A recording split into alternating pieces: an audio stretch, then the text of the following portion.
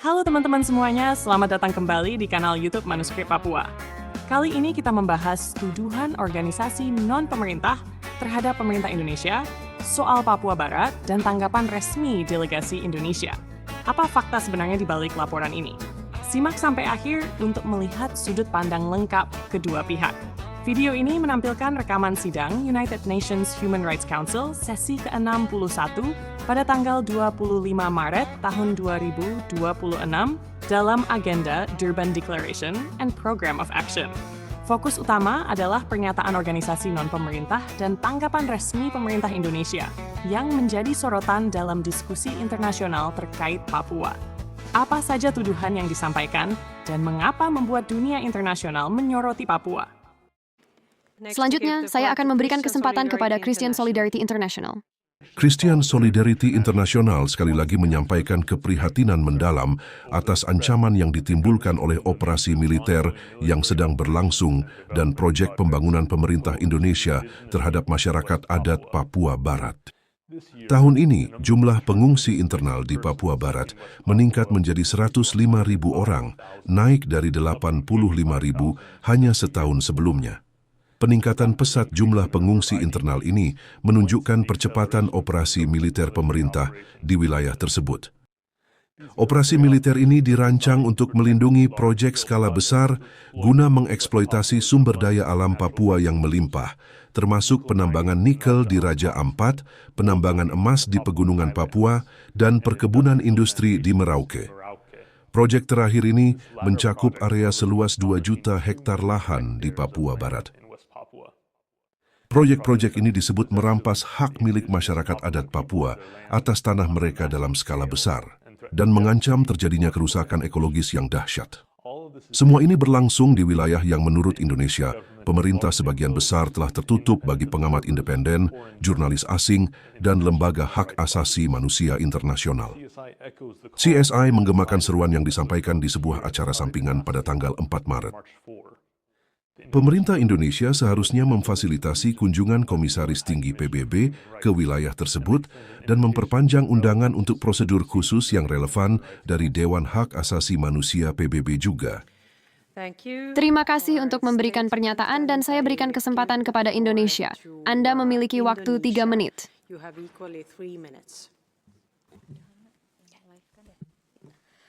Yang terhormat Wakil Presiden, Indonesia ingin menggunakan hak jawabnya terhadap pernyataan yang disampaikan oleh sebuah LSM selama debat umum di bawah agenda item 9 siang ini. Pernyataan tersebut menyesatkan dan terlepas dari kenyataan di lapangan. Penempatan operasi militer bukan tanpa alasan. Tuduhan mengenai pengungsi seperti yang disebutkan oleh pembicara disajikan tanpa konteks yang tepat dan mengabaikan akar penyebab utamanya adalah meningkatnya aktivitas kelompok separatis bersenjata yang meneror masyarakat setempat, menyerang warga sipil, dan menargetkan infrastruktur publik. Baru 2 hari yang lalu, pos militer di daerah Maibrat, daerah tempat banyak pengungsi yang saat ini tinggal di sana diserang oleh kelompok tersebut, yang mengakibatkan kematian 2 anggota dari angkatan bersenjata. Ketakutan dan teror yang terus-menerus ini memaksa warga sipil untuk mencari perlindungan di tempat yang lebih aman. Situasi keamanan ini juga menimbulkan tantangan yang signifikan bagi upaya pemerintah Indonesia untuk memastikan pembangunan yang merata di seluruh provinsi Papua. Namun, terlepas dari upaya terus-menerus kelompok separatis bersenjata untuk melemahkan pemerintah dalam upaya meningkatkan kesejahteraan, kami tetap berkomitmen pada kewajiban kita dalam memastikan pemenuhan hak asasi manusia masyarakat Papua di ke-5 provinsi, termasuk aspek ekonomi, sosial, dan hak budaya mereka. Kami menyesalkan bahwa fakta-fakta ini tidak dipertimbangkan saat membuat pernyataan. Terima kasih. Saya berterima kasih kepada Indonesia. Apakah ada delegasi lain yang meminta untuk menggunakan hak jawab terkait dengan pernyataan yang dibuat terkait butir agenda nomor 9? Pada menit ke-47, perwakilan dari Christian Solidarity International menyampaikan keprihatinan tentang situasi di Papua. Mereka menyoroti peningkatan jumlah pengungsi internal yang disebut telah melebihi 100.000 orang terkait operasi keamanan dan proyek pembangunan berskala besar. Organisasi ini juga menekankan potensi dampak terhadap masyarakat adat dan lingkungan, serta mendorong agar akses pengamat independen dan mekanisme hak asasi manusia internasional dibuka lebih luas. Apakah tuduhan ini sesuai fakta di lapangan? Bagaimana tanggapan resmi pemerintah Indonesia terhadap tuduhan ini? Fakta sebenarnya dijelaskan di sini. Pada menit ke-91, delegasi resmi pemerintah Indonesia menggunakan hak jawab untuk merespons tuduhan tersebut. Pemerintah menegaskan bahwa sejumlah klaim yang disampaikan tidak mencerminkan kondisi secara menyeluruh. Langkah-langkah keamanan dilakukan sebagai respons terhadap aktivitas kelompok bersenjata yang berdampak pada masyarakat sipil.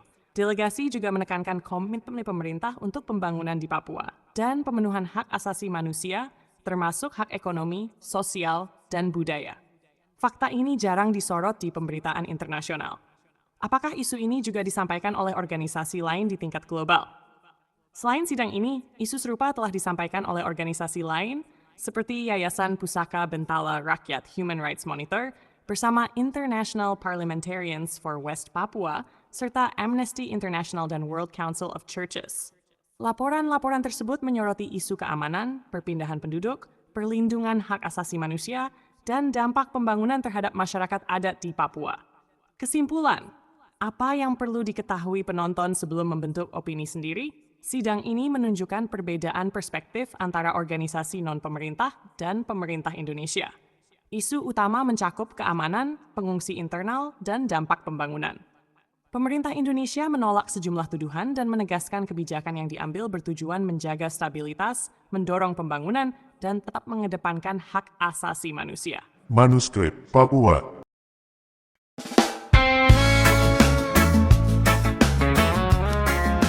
Excellencies, distinguished participants, I hereby declare open the 46th meeting of the 61st session of the Human Rights Council.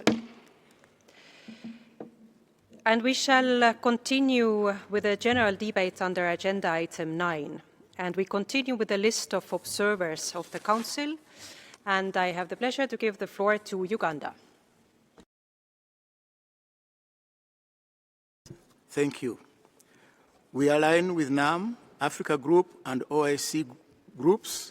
Racism has no place in any modern society and should not have slightest nuance in any society, including the UN, with over 2 decades of DDPA. My government, Uganda, is renowned for its only principled position against all forms of racism, discrimination, xenophobia, and any kind of related intolerance. Full eradication of racial discrimination starts with political will, coupled with international implementation of the law and sensitization of the populace. We therefore call on the sister member states to transparently address the underlying causes of discrimination by internationally and willfully reviewing national policies and legal systems that enable entrenched systematic racial discrimination against persons, especially African descent. Mr. President, racism is an affront to human dignity, equality, and should be condemned. Racism that has been entrenched in the system and structured that target black people, especially people of African descent, is a shame and testimony to not only double standards in this approach to human rights, but also I thank you. Manifestation of. I thank you, and next I give the floor to Tunisia. Thank you, Madam Vice President. Tunisia reaffirms its support to the DDPA and its steadfast commitment to combat all forms of racism, racial discrimination, and hatred in accordance with its constitution that calls upon equality between citizens and defends rights and obligations and freedoms.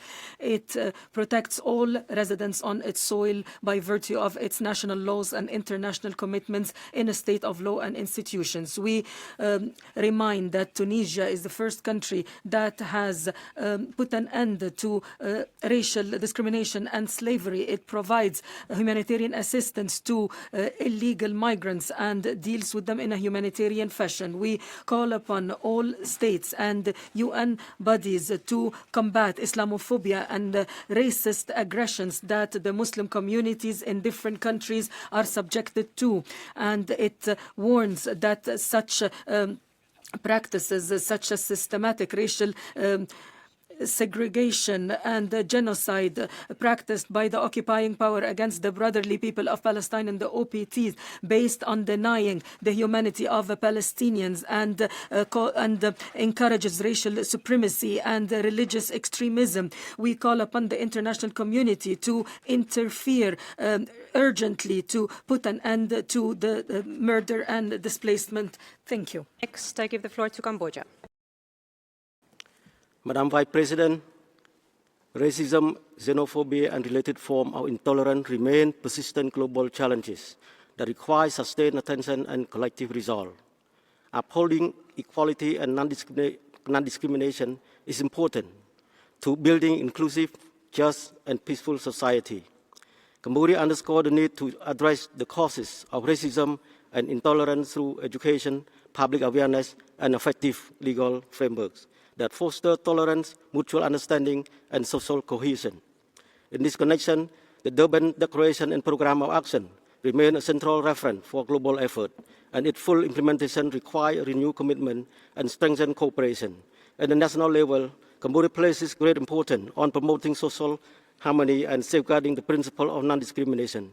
Our country is recognized for advancing religious freedom for all communities and has never experienced religious conflict or violence. This achievement reflects our commitment to unity in diversity and to building an inclusive society grounded in dignity and mutual respect. We are, however, concerned by reports of rising xenophobia and racially motivated violence targeting Cambodian migrant workers and students abroad during the time of conflict. Such acts are unacceptable and undermine our shared regional and international values. Cambodia remains committed to equal opportunity for all and fostering a society rooted in tolerance, respect, and inclusion. I thank you, Madam Chair. Thank you. Next, I give the floor to Ukraine. Thank you, Madam President. And thank you for giving me the floor earlier for point of order. We really believe that Human Rights Council, Temple of Human Rights, is not the place where Georgy Muradov, deputy head of the Russian occupation administration of Crimea, can have a word, even in form of a video message, disregarding the fact how he was registered. And I think it is an issue of serious consideration and should be addressed how we are registering participants for such meetings. Russia's policies in Crimea and in the temporarily occupied territories of Ukraine are pursuing measures aimed at deliberate demographic changes in temporarily occupied territories in violation of international humanitarian human rights law. Russia steps towards erasing Ukrainian identity through enforced inception of Russian citizenship, wiping out all traces of Ukrainian statehood and national culture, the forced deportation of children and efforts to conceal their identity. They are unacceptable. We call on the international community to strengthen joint efforts to eradicate discrimination, intolerance, and xenophobia manifested in Russia's war crimes and crimes against humanity in Ukraine. I thank you, Madam President. I thank you. Next, I give the floor to Venezuela. Thank you, Vice President. As we mark the 25th anniversary of the Durban Declaration, we would like to reaffirm our commitment to addressing racism, racial discrimination, and related forms of intolerance head-on. As a multi-ethnic, pluricultural, and multiracial nation, we have consolidated an inclusive social model that ensures real and effective equality as enshrined in our Constitution and laws, such as the Organic Law Against Racial Discrimination. Once again, we must sound the alarm about new and dangerous forms of discrimination and neocolonialism. We are referring to the imposition of illegal unilateral coercive measures that have a disproportionate impact on our peoples, that worsen poverty and violate the right to development. Similarly, we denounce military aggressions and regime change policies as manifestations of an anachronic supremacist mindset which undermines the sovereignty and dignity of peoples.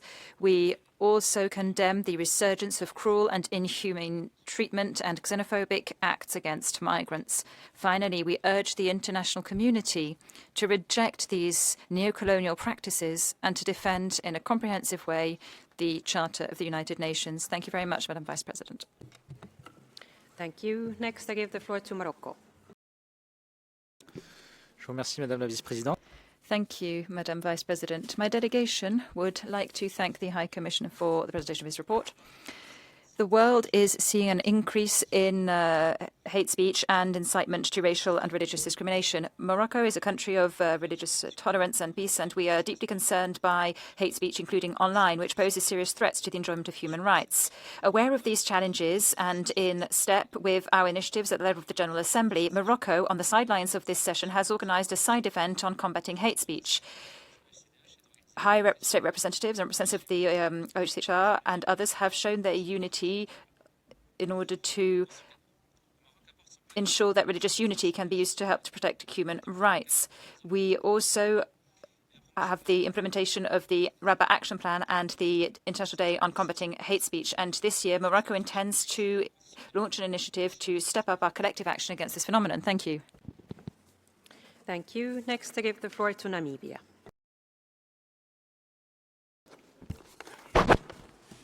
Thank you, Madam Vice President. Namibia aligns with the statement of the Africa Group. We appreciate the reports of the High Commissioner and the Intergovernmental Working Group. Namibia urges states to recommit to the principles of the DDPA. The slow progress in eliminating racism and racial discrimination worldwide requires universal action from all states. Concrete measures aimed at implementing the recommendation of the DDPA must be alive to the ever-changing dynamics of societies and combat discriminatory and racist practices online. Namibia supports the call on states to take appropriate and effective measures towards reparations to correct the wrongs of the past and address the historic injustices whose effects still define their lives, the lived realities of many people around the world today. Namibia remains committed to the full implementation of the DDPA and maintains that prevention is the most effective way to eliminate racism and racial discrimination through educational strategies and early intervention. Lastly, we support renewal of the mandate of the Intergovernmental Working Group on the effective implementation of the DDPA for a period of 3 years. I thank you, Madam Vice President. Thank you. Next, I give the floor to Sierra Leone. Vice President, my delegation thanks the High Commissioner for presenting his report and the Chair Rapporteur for his progress reports on the effective implementation of the DDPA. We share the High Commissioner's concern about the ongoing increase in religious intolerance, hate speech, and discrimination around the world. Sierra Leone agrees that states must strengthen their legislative and policy frameworks by enacting and effectively implementing an anti-discrimination laws that protect individuals regardless of their religion or beliefs. Similarly, we emphasize the critical role of religious and community leaders in promoting dialogue, mutual respect, and human dignity as essential tools for preventing division and fostering peaceful coexistence. Sierra Leone welcomes the reports of the IGWG on the effective implementation of the DDPA from its 23rd and 24th sessions. We also commend the substantial progress achieved towards elaborating on the UN Declaration. We call on this Council members to support the renewing the mechanism's mandate so it can finalize this important instrument. As we commemorate the 25th anniversary, we renew our call for states to redouble their efforts to address racism, racial discrimination, xenophobia, and related intolerance. The full and effective implementation of the DDPA remains an essential side of our collective efforts in addressing the persistent inequalities and systemic discrimination that affects people across the world. And I thank you, Vice President. Thank you. Next, I give the floor to Ireland. Vice President, I have the honour to deliver this joint statement on behalf of 26 countries which are member states of the European Union and Australia, Canada, Iceland, Japan, Liechtenstein, New Zealand, Norway, Switzerland and the United Kingdom of Great Britain and Northern Ireland. We are reacting to the statement on behalf of the Russian Federation delivered by a representative of the so-called administration in the territory of Ukraine temporarily controlled by Russia. We recall the relevant UN General Assembly resolutions, which recognise the status of this territory as an integral part of Ukraine. We reaffirm our unwavering commitment to the sovereignty, independence, unity and territorial integrity of Ukraine within its internationally recognised borders extending to its territorial waters. We reiterate our strongest condemnation of Russia's aggression and its attempts to acquire Ukraine's territory by force in flagrant violation of international law, including the UN Charter. We firmly and unequivocally reject, do not and will never recognise the attempted illegal annexation by Russia of Ukraine's regions of Crimea, Donetsk, Luhansk, Kherson and Zaporizhia. We therefore urge Russia to refrain from letting any representative of the so-called administration in the territories of Ukraine temporarily controlled by Russia intervene on its behalf within the Human Rights Council or in any other international fora. I thank you. Thank you. Next, I give the floor to Bangladesh. Thank you, Madam Vice President. Bangladesh unequivocally condemns all forms of racism, racial discrimination, xenophobia, and related intolerance. We are deeply concerned by the alarming rise in prejudice, hatred, and religious profiling against Muslims, alongside the growing surge of populism, xenophobia, and Islamophobia. Sadly, political will to address these challenges remains sporadic, lopsided, and insufficient. Across the world, innocent people continue to suffer from violence, oppression, and persecution driven by hatred and intolerance. The devastation of Gaza and the persecution of the Rohingya people stand as stark reminders. We call for an immediate cessation of all violence and urge the international community to ensure accountability and uphold international law. Madam Vice President, the Rohingya crisis is rooted in decades of systematic discrimination and entrenched racism in Myanmar. The denial of citizenship under the 1982 law, coupled with the persistent impunity, has enabled recurring waves of violence and forced displacement. We call for decisive international action to end discrimination and to ensure the safe and sustainable return of Rohingyas to Myanmar. To combat racism, discrimination, and intolerance, we underscore three priorities. Prevention must be central, justice systems must end impunity and ensure accountability, and equal access to opportunities must be guaranteed through strengthened international cooperation. I thank you, Madam Vice President. Thank you. This was the last speaker on my list. We shall now turn to the list of speakers for our national human rights institutions and non-governmental organizations. And first I give the floor to International Youth and Student Movement for the United Nations. Thank you, Madam Vice President. The Durban Declaration and Programme of Action represent a historic milestone for the United Nations in recognizing how the modern world was built on the basis of slavery, the transatlantic slave trade, and colonialism. We welcome and support the introduction today of the draft resolution by the African Group at the General Assembly, which built on the DDPA and declares the transatlantic slave trade and enslavement of Africans as the gravest crime against humanity and make a clear case for reparatory justice. We commend the Human Rights Council for its strong consensus support of the 25th anniversary of the adoption of the DDPA with the theme of mobilizing global public support for the full and effective implementation of the DDPA.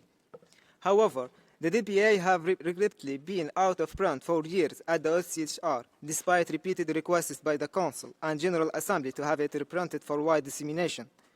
We therefore call on the OCHR to fully and in good faith implement the UN resolutions and launch an effective outreach campaign in support of the 25th anniversary.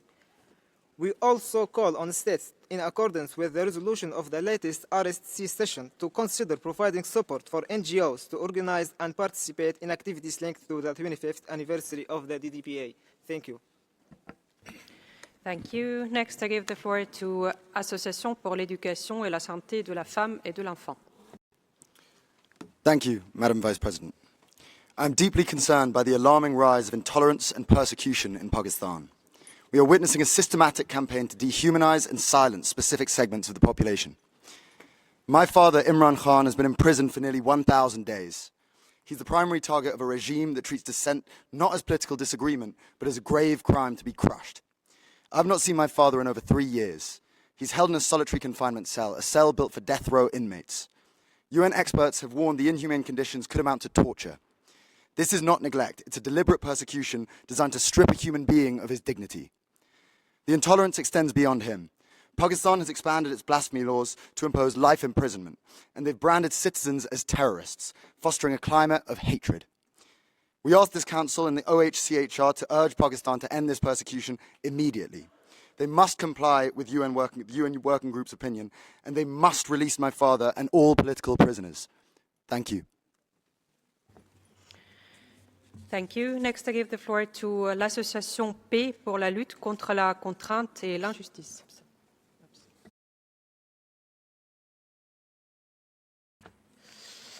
They are absent, so next I give the floor to Tamil Style. Madam Vice President, the Durban Program of Action states that, I quote, "We also recognize with deep concern the existence in various parts of the world of religious intolerance against religious communities and their members and the emergence of increased negative stereotyping, hostile acts, and violence against such communities because of their religious beliefs," end quote. How can religious communities practice their beliefs freely when their very identity is a part of state erasure, and they are targets of mass disinformation campaigns and violent forms of transnational repression? For Sikhs, this is the reality in India, and their erasure begins with Indian Constitution's Article 25B, which subsumes Sikhs under the broader category of Hindus, denying Sikhs their distinct religious identity. This marginalization and intolerance extends to the judicial sphere. We draw this Council's attention to the case of British national Jagtar Singh Johal, who was kidnapped by Indian security agencies despite documented evidence of inhumane torture by multiple special mandate holders of this Council and the lack of a formal trial. Mr. Johal remains trapped in a cycle of endless legal proceedings, with bail hearings continuing as recently as yesterday, almost 9 years after his abduction in November of 2017. In order to practically realize the Durban Program of Action just beyond words on paper, it must be stated that the implementation of this action program is fundamentally threatened by the rise of Indian transnational repression. Therefore, we urge this Council to, 1, conduct a special rapporteur country visit to India to examine the use of transnational repression against Sikh dissidents in the diaspora communities, and 2nd, conduct an independent investigation and take multilateral action, given the severity of allegations involving extraterritorial assassinations and other forms of violence against Sikh dissidents around the world. Thank you. Thank you. Next, I give the floor to Center for Gender Justice and Women Empowerment. Thank you, Madam Vice President. We draw the Council attention to systematic discrimination against Sindhi people, reflecting in large-scale appropriation of their lands and resources. Thousands of acres agriculture, residential, and ecological sensitive lands are being allocated to the military and its affiliates for corporate farming projects, cantonments, and residential development. The plans to construct 6 canals on Indus River have sparked widespread protest in Sindh as a Sindhi people fear reduced water flows, worsening drought, and further ecological damage to the Indus Delta. Farmers, lawyers, students, and civil society groups in Sindh have organized peaceful protests to defend their land, water, and environmental rights, but authorities have responded with arrest, violence, crackdown, and causing death, injuries, and property destruction. These developments threaten the rights of millions of Sindhis to life, food, economic security, and well-being, while also damaging the environment and fragile ecosystem. The people of Sindh are not merely defending the lands and water, they are defending their survival, environment, future. We urge the international community and this Council to call on Pakistan to stop discrimination, allocating land to the military and its affiliates, and that the rights of Sindhi community. Thank you. Next, I give the floor to Agence Suisse pour le développement et les droits de l'homme. Mr. President, under Agenda Item 9, we affirm that hate speech and incitement are no longer merely matters of expression, but have become tools used to justify violence and undermine the stability of states. In this context, we express concern at the escalation in inciting and misleading media discourse directed against the United Arab Emirates, including the dissemination of false and misleading information, the politicization of media coverage, and the use of funded media platforms to influence public opinion, damage the state's reputation and economy, spread panic among the population. This discourse contributes to fueling and justifying the Iranian armed attacks in violation of international law that have targeted the United Arab Emirates. The number of these attacks has reached 2,133 as of 22nd March 2026, resulting in the martyrdom of 2 individuals, the killing of 6 civilians, and the injury of 160 persons of 29 nationalities, in addition to extensive damage to civilian objects, infrastructure, and residential areas. These attacks constitute a clear violation of Article 2.4 of the Charter of the United Nations. Mr. President, the continued politicization of media and the dissemination of misinformation undermine the principle of the Durban Declaration. Accordingly, we stress the need to address cross-border media incitement, strengthen accountability, and prevent the misuse of media platforms to justify violence. Thank you, Mr. President. Thank you. Next, I give the floor to Genève pour les droits de l'homme, formation internationale. Merci. La persistance de la The persistence of racial discrimination is not, at its core, a normative gap. It is a gap in institutional translation, political will, and inter-mechanism coordination. The normative foundations exists. What is required is consistent synergy between instruments and actors entrusted with their implementation. We would like to draw your attention to 3 priorities. 1. Treaty bodies and special procedures must operate as a coordinated system. CERD and the Special Rapporteur on Racism share overlapping mandates on intersectional discrimination, descent-based discrimination, and the conflict racism nexus. Structured joint outputs and coordinated state engagements must become standard practice. Then, the IWG process must be anchored in the existing interpretative acquis of the CERD. GR 29, 34, and 36 provide a normative foundation the draft Declaration on the Rights of People of African Descent must not dilute. Civil society organizations must be structurally included, not merely consulted. Finally, the financing crisis affecting treaty bodies is a political choice, not a technical constraint. States that have most benefited from the historical systems that produce racial discrimination bear a particular responsibility to resource the mechanisms designed to remedy their consequences. Interinstitutional synergy is not a procedural refinement. It is a condition of possibility for any substantive enforcement of the prohibition of discrimination. And human rights protection. Distinguished participants, I'm a bishop of the Orthodox Church of Moldova. I'd like to draw your attention to the uptick in rhetoric of the Moldovan politicians against our church, and they portray our church as a threat to national security.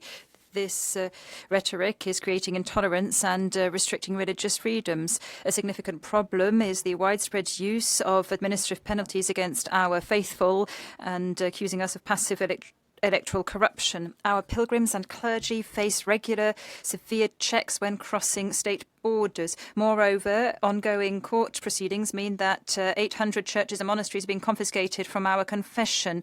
At the same time, a different confession, the Bessarabian metropolis, receives funding from the Romanian state and enjoys a privileged position. Our clergy are offered money to transfer to that jurisdiction. Thus, the forced and unlawful re-registration of our communities under the Bessarabian metropolitis is actively encouraged in financial terms, while the rights of our faithful are violated. Recently, in the village of Derenau, the authorities used special forces against our faithful in order to ensure the transfer of our church to the Bessarabian metropolis. In the face of this situation, on behalf of the Orthodox Church of Moldova, I'd like to ask UN representatives and UN states parties to step up their reaction in the face of such violations of religious rights in Moldova. Give the floor to public organization, public advocacy. Distinguished participants, I am a bishop of the Ukrainian Orthodox Church. A Ukrainian court recently found me guilty for expressing my theological views in my preaching and also for not agreeing to the religious genocide ongoing in modern Ukraine by pointing out the specific perpetrators of this genocide in my town. According to international law, the expression of theological views and calling for fairness and respect for the rights of the faithful cannot be subject to criminal prosecution. But these international laws and human rights in general are openly and unlawfully violated in my country. This was confirmed even by the UN Special Rapporteur, who sent a communication to Ukraine on the 14th of May 2025. But to my deep regret, today's Ukrainian authorities do not want to comply with UN requirements and they do not want to comply with international law. The law on the prohibition of the Ukrainian Orthodox Church, despite international criticism, remains in force. A number of dioceses of our church have been fully destroyed. In other words, there isn't a single church left standing. They have all been seized and forcefully transferred to a different confession. Our priests continue to be forcefully mobilized and sent to the front, and the Ukrainian media have launched a widespread informational campaign to incite hatred towards the Ukrainian Orthodox Church. Can the UN effectively respond to these flagrant violations? Thank you. To international support for human rights. Dear Vice President, we are deeply concerned by allegations of arbitrary detention and torture of the member Ahmadi Religion of Peace and Light in Egypt. This case, occurring between March and April 2025, illustrates a grave example of religious intolerance and discrimination. This seriously violates violates the Durban Declaration, which obliges states to combat all forms of intolerance and hatred. Following coordinator arrests, detainees and subjected to inhuman and degrading treatment, including unforced disappearances, they were denied access to lawyers and their families. This reveals a systematic strategy of targeting minorities. Several reported torture, including electric shock driven by hatred of their religious identity. Since March 2025, they have been held in prolonged detention on vague charges aimed at suppressing religious diversity. These practices deprive victims of fair trial guarantees and human rights dignity. We urge the United Nations to shed light on these cases and to press the Egyptian authorities to release these individuals immediately and unconditionally, ending this persecution. We also call on the Office of the United Nations High Commissioner for Human Rights to investigate the torture allegations and demand that Egypt fulfill its obligation fully. Thank you. Thank you. Next, I give the floor to Christian Council International. In the High Commissioner's follow-up report, intolerance based on religion and belief remains a key concern. Within Europe, violence against Christians is on the rise. In the year 2024, more than 2,000 hate crimes were reported, including personal attacks and church arsons. Such forms of persecution, such as prayer bans around abortion clinics or limitations of the freedom of expression about Christian doctrines related to marriage, become more commonplace. Globally, persecution against Christians takes more violent forms. For example, in Nigeria, religious motives are used to justify violence against Christians and religious minorities. Unfortunately, underreporting and the continued implementation of Sharia laws contribute to this hostility. The lack of government actions to apprehend attackers and effectively protect affected communities also remains. We therefore urge the Office of the High Commissioner, states, and civil society to condemn the discrimination and incitement to violence against Christians and other religious groups. Furthermore, we call on the government of Nigeria to immediately repeal the Sharia law. It is unfortunate that 12 states in Nigeria are implementing the blasphemy law in a country that is supposed to be a secular state. This is unfair and against the rule of natural justice. Thank you. Next, I give the floor to British Humanist Association. We would like to thank the High Commissioner for his report on combating intolerance, negative stereotyping and stigmatization of and discrimination, incitement to violence and violence against persons based on religion or belief. However, we note a lack of consistency in the inclusion of the non-religious in states' implementation of the action plan. We would like to remind states that alongside their religious counterparts, the non-religious can also be subjected to stigmatization, discrimination and violence because of their beliefs, and that non-religious leaders in communities, such as humanists, can also be engaged in implementing solutions. We welcome the report's recognition of the Faithful Rights Framework and would like to draw attention to the Beirut Declaration on which the framework is built. The declaration is inclusive of all believers, whether theistic, non-theistic, atheistic or other. It states that all religious or belief communities need a resolved leadership to act for equal dignity of everyone. This inclusive approach need not be limited to the Faithful Rights Framework. We therefore call on states to include the non-religious and the religious alike in the implementation of the action plan. This includes enacting and enforcing anti-discrimination laws on grounds of religion or belief, and engaging all religion or belief leaders and communities who uphold and promote shared, universal principles of human dignity in building plural societies and combating intolerance. Thank you. Thank you. Next, I give the floor to World Jewish Congress. Madam President, the World Jewish Congress takes the floor today with profound alarm. Manchester, Bondi Beach, Jackson, Gießen, Brooklyn, Toronto, 3 times in 1 week, Liège, West Bloomfield, Rotterdam, Amsterdam, London. Jewish communities attacked by arson, gunfire, and explosives. This cannot be met with silence. We're witnessing an escalation that's coordinated, transnational, and several documented cases directly linked to Iran-backed networks. Madam President, anti-Semitism is not a Jewish problem. It is not a Western problem. It is a universal human rights crisis and demands to be treated as one. We have said it before, and history has confirmed it. It begins with Jews, but rarely ends there. When Jews cannot worship, gather, or live in safety, it's not only a failure of the societies where these attacks take place, it's also a failure of the international system meant to prevent them. States without Jewish communities are not immune. Anti-Semitic conspiracy theories spread across borders and social media, fuel extremism and terrorism. and threaten political stability far beyond the communities they target. The World Jewish Congress calls on member states to move beyond declarations and take concrete action to protect their Jewish communities by halting all those who incite, finance, and enable hatred. I thank you. Thank you. Next, I give the floor to International Lawyers Organization for a joint statement. President, we welcome the continued efforts to implement the Durban Declaration and Program of Action. We affirm the DDPA as the essential functional framework for addressing historical injustices and upholding the core principles of inequality, non-discrimination, and justice for all. This framework remains a landmark commitment in the global pursuit of human dignity, recognizing the deep-seated origins of systematic inequality. We remain deeply concerned by the persistence of systematic racism and the evolving nature of discriminatory practices globally. Despite legal frameworks, structural exclusions continue to manifest through racial profiling and systematic barriers in several sectors. The proliferation of incitement to racial hatred in the digital sphere, where algorithmic bias frequently amplifies existing prejudices against persons of African descent, migrants, and minority communities, further entrenching systematic disadvantages.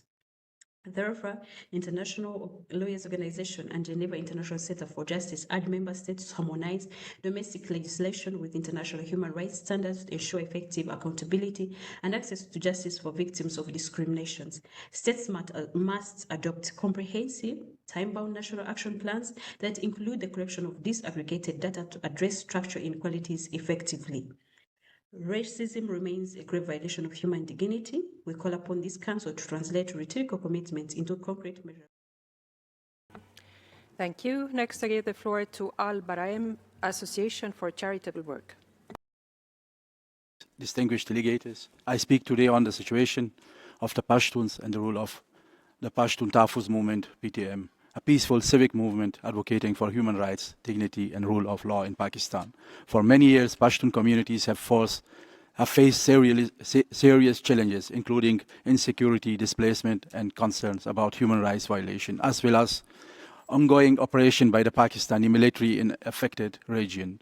There are also ongoing reports that require transparent investigation and accountability in order to build trust and ensure justice. In this context, I respectfully call for concrete steps to release of all political opponents, including leader and members of the Pashtun Tahfuz movement like Ali Wazir, Samad Khan, Hanif Pashtun, Nurullah Tareen, and others, to the lifting of any bans and restriction on the Pashtun Tahfuz movement to allow peaceful civic engagement, an end to drone attacks affecting civilian population in Pashtun areas, a halt to arm transfers to Pakistan until measurable progress on human rights is achieved, a review on international trade arrangement, including GSP+ in line with human rights commitments, international monitoring and independent investigation through the United States. These steps are not about confrontation. Thank you. Next, I give the floor to Association d'Entraide Médicale Guinée. السيد الرئيس نود لفت انتباه مجلسكم الموقر إلى تصاعد خطاب الكراهية. Thank you. We would like to draw your attention to the rise in hate speech, of hatred and racial discrimination as part of the conflict in Sudan since April 2023, UN reports, including CERD's decision adopted by committee on April 12, 2024, point to an alarming increase in ethnically motivated violence in Sudan, which threatens the country's social fabric and has resulted in the killing and displacement of thousands of civilians from their homes. The policies and actions of the parties to the conflict, particularly security forces, the army, and the armed factions allied with them, have contributed to deepening divisions between Arab and African tribes across the country. The situation in Darfur illustrates a pattern of targeting African communities and blatant violations of international humanitarian law against victims, including the use of sexual violence in some cases with the explicit racist character, the spread of hate speech, and the criminal practices associated with the risk.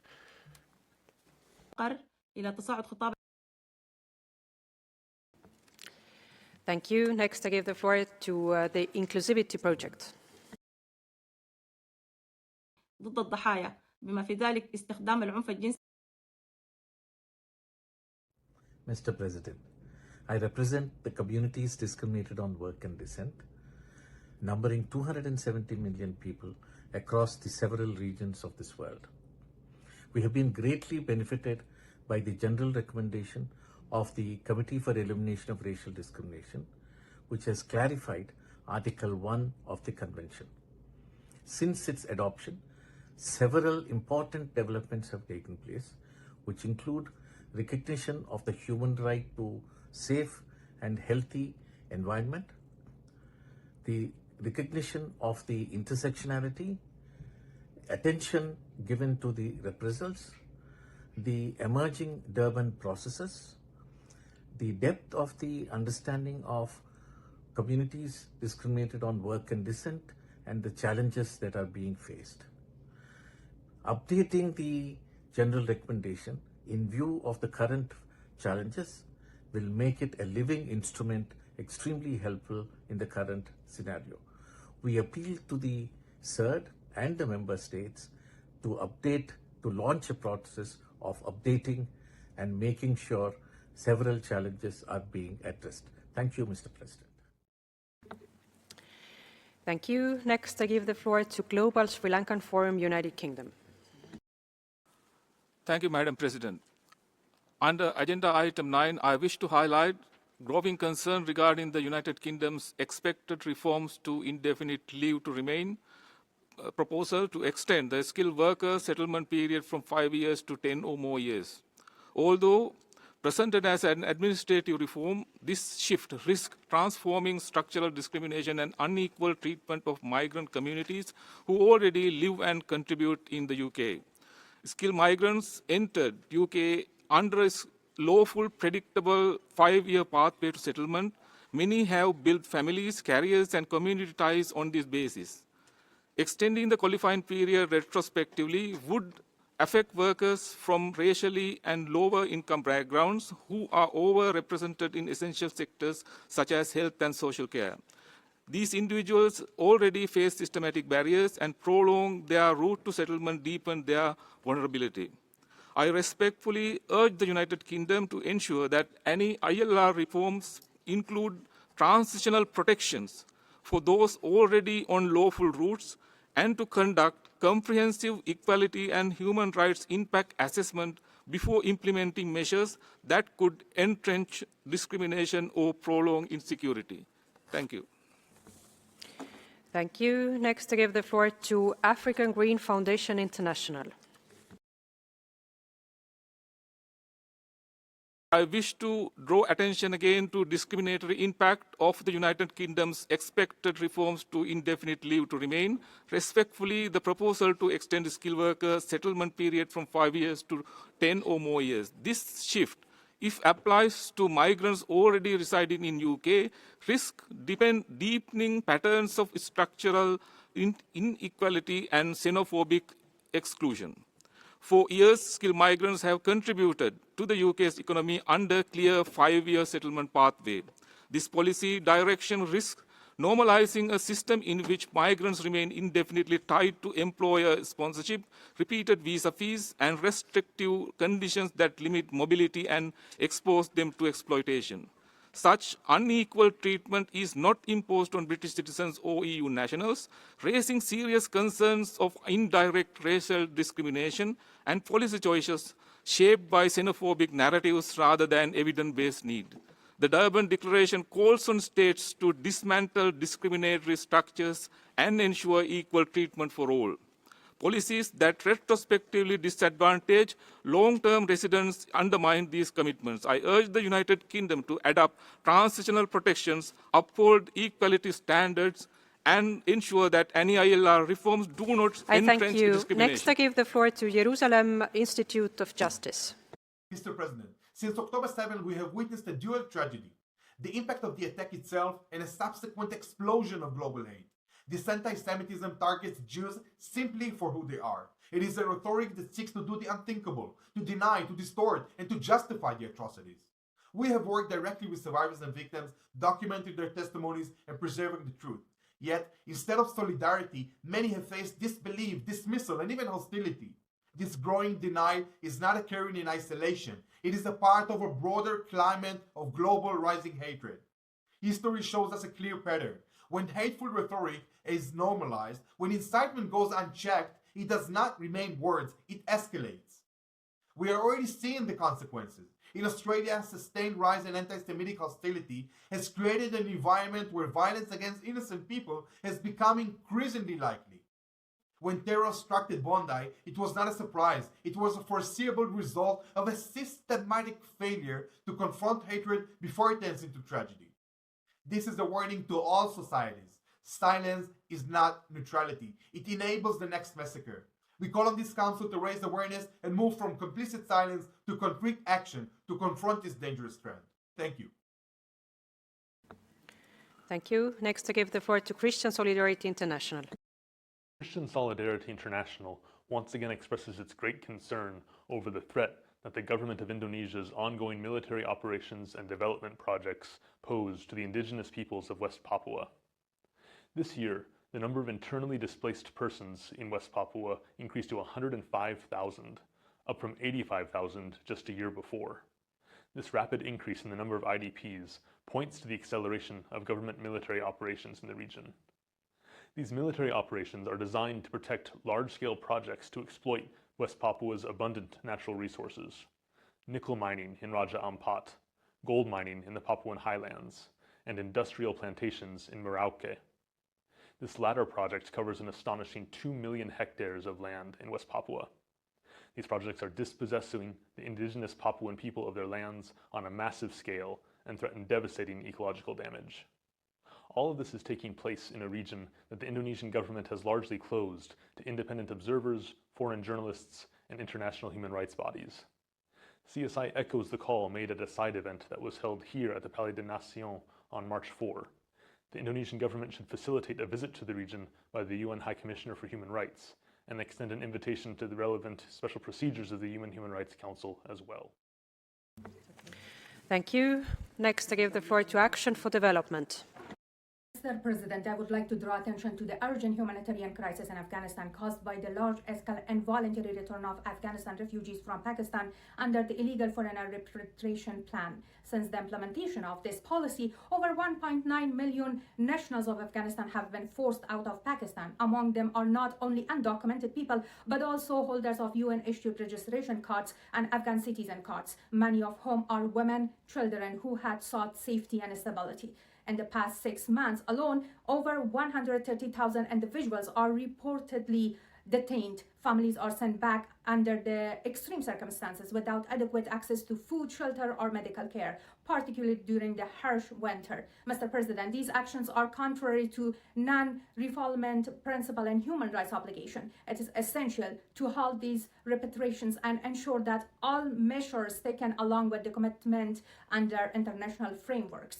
We believe it is vital for international community to work constructively to ensure that rights and dignity of all individuals are upheld. We call for a careful reassessment of current policies with a focus on human, voluntary, and safe return in line with international law. Thank you. Thank you. Next, I give the floor to United Nations Association of China. Madam Vice President, this year marks the 25th anniversary of DDPA. Regrettably, racism, racial discrimination, xenophobia, and related intolerance still persist worldwide. Some Western countries are beset by deep-seated systemic racism, police brutality against ethnic minorities, rampant hate speech, anti-immigrant xenophobia, and long-standing historical injustice endured by indigenous people. Moreover, the digital age has witnessed the rapid rise of new forms of racism online, including discriminatory remarks, racial stereotypes in memes, and unfair algorithmic bias against specific racial groups. UNA China urges the UN Human Rights Mechanism to conduct impartial investigations into systemic racism in relevant countries.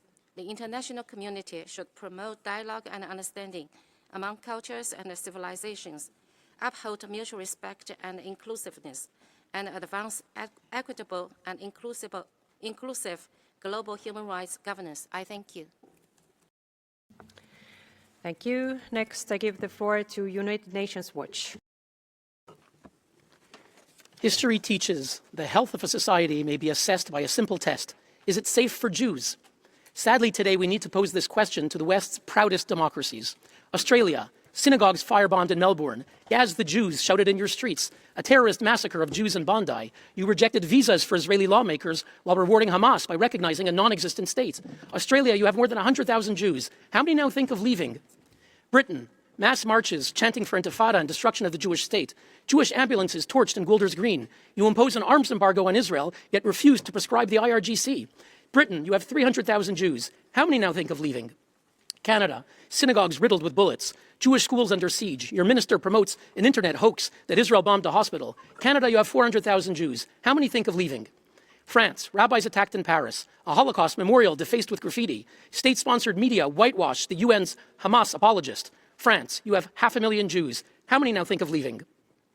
History teaches nations that welcomed Jews grew stronger. Those that drove them out diminished themselves.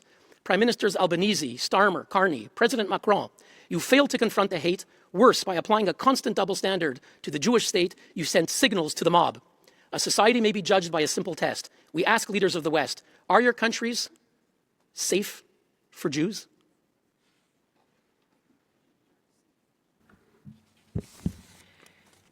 Next, I give the floor to Conselho Indigenista Missionario. Madam Vice President, an egregious example of environmental racism is taking place now in the state of Bahia, Brazil, where the Pataxó people sustains harsh violence by the police, the agribusiness, and the tourism industry. The community of Chatibá in the extreme south of Brazil is basically being punished for having the decade-dragging demarcation process advanced but not finalized. After the COP30, when ministerial decree ordered the demarcation process of their land, tensions raised even higher. Mary Lawler was in the region in 2024 and testified the existence of the Zero Invasion armed militia that perpetrates violence against indigenous peoples under state land lenience. Last February, Cacique Mandi Pataxó and other indigenous leaders were ambushed by the police and arrested. This includes 14-year-old leader Uriki, who was subjected to torture and forced confession. Cacique Mandi was unlawfully implicated with heavy criminal charges. Uriki remains in adolescent detention 500 kilometers away from his parents and his indigenous communities. Madam Vice President, the disappointing demarcation rate in Brazil and the Marco Temporal thesis are for sure drivers for atrocities such as this one in Brazil. I thank you. Thank you. Next, I give the floor to the International Humanitarian Society for Development Without Borders.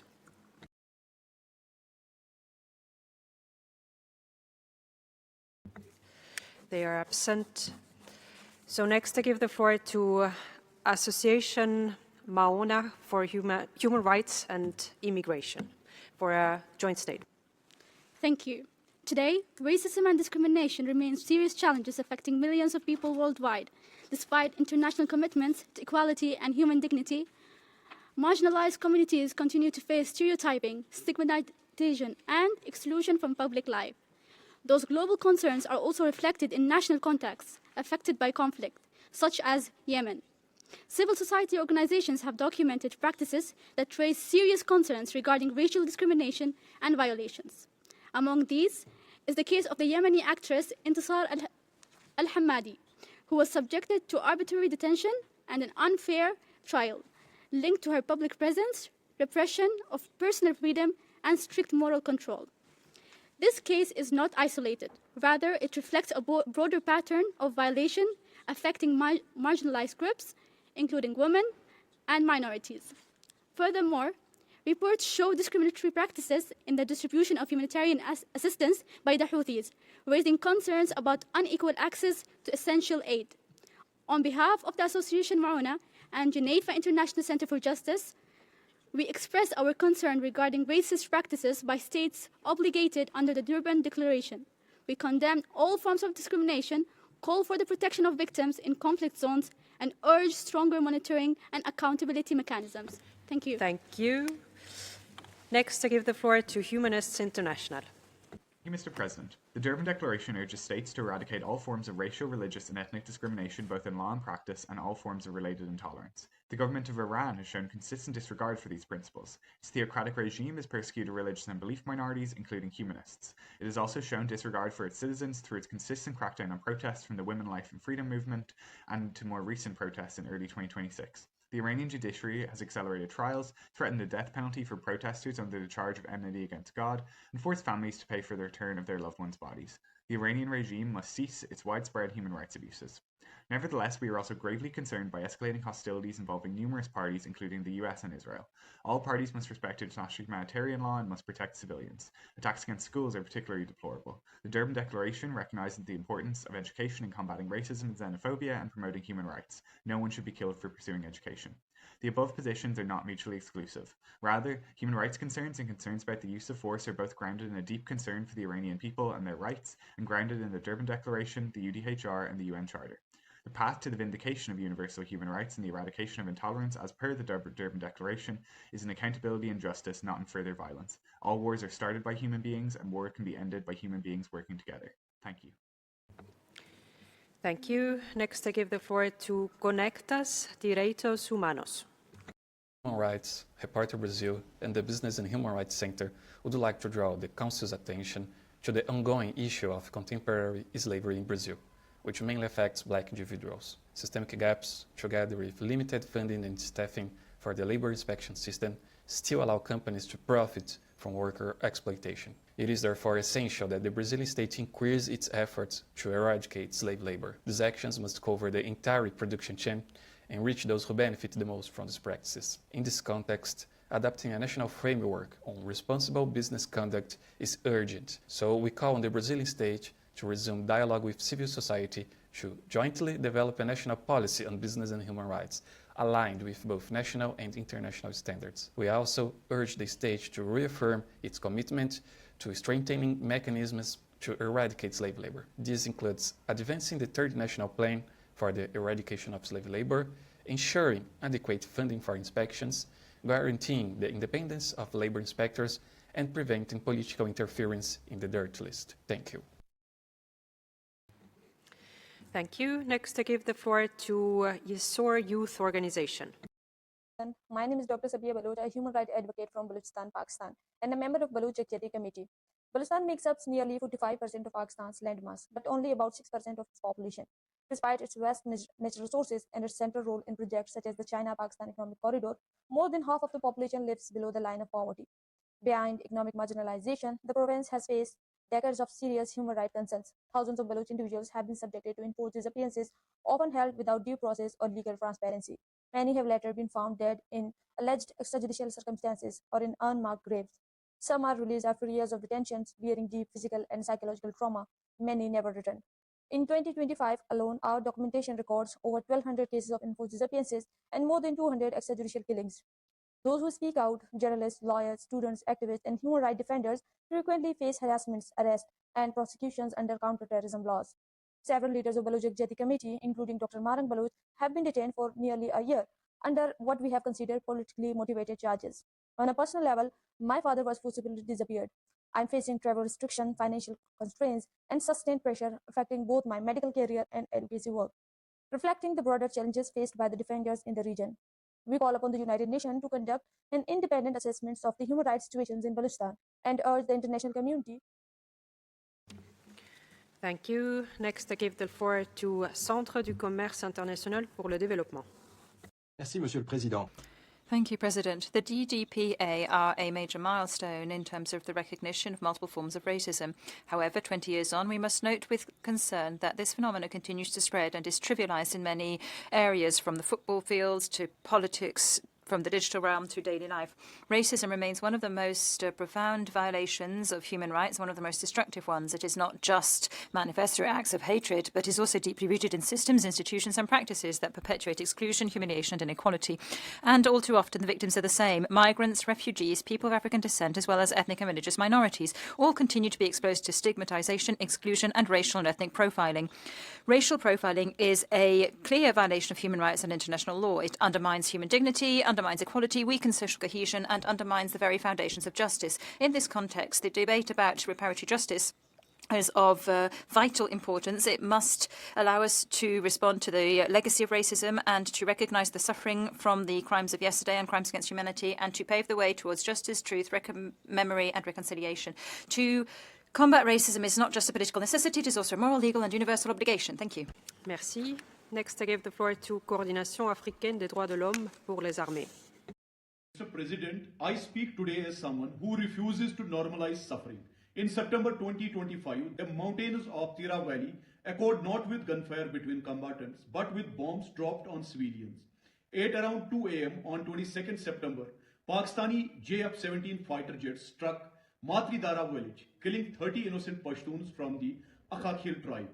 These actions constitute a breach of Article 6 of ICCPR, which mandates that no one shall be arbitrarily deprived of his/her life, as well as Article 3 of the UDHR, which guarantees every individual the right to life, liberty and security of person.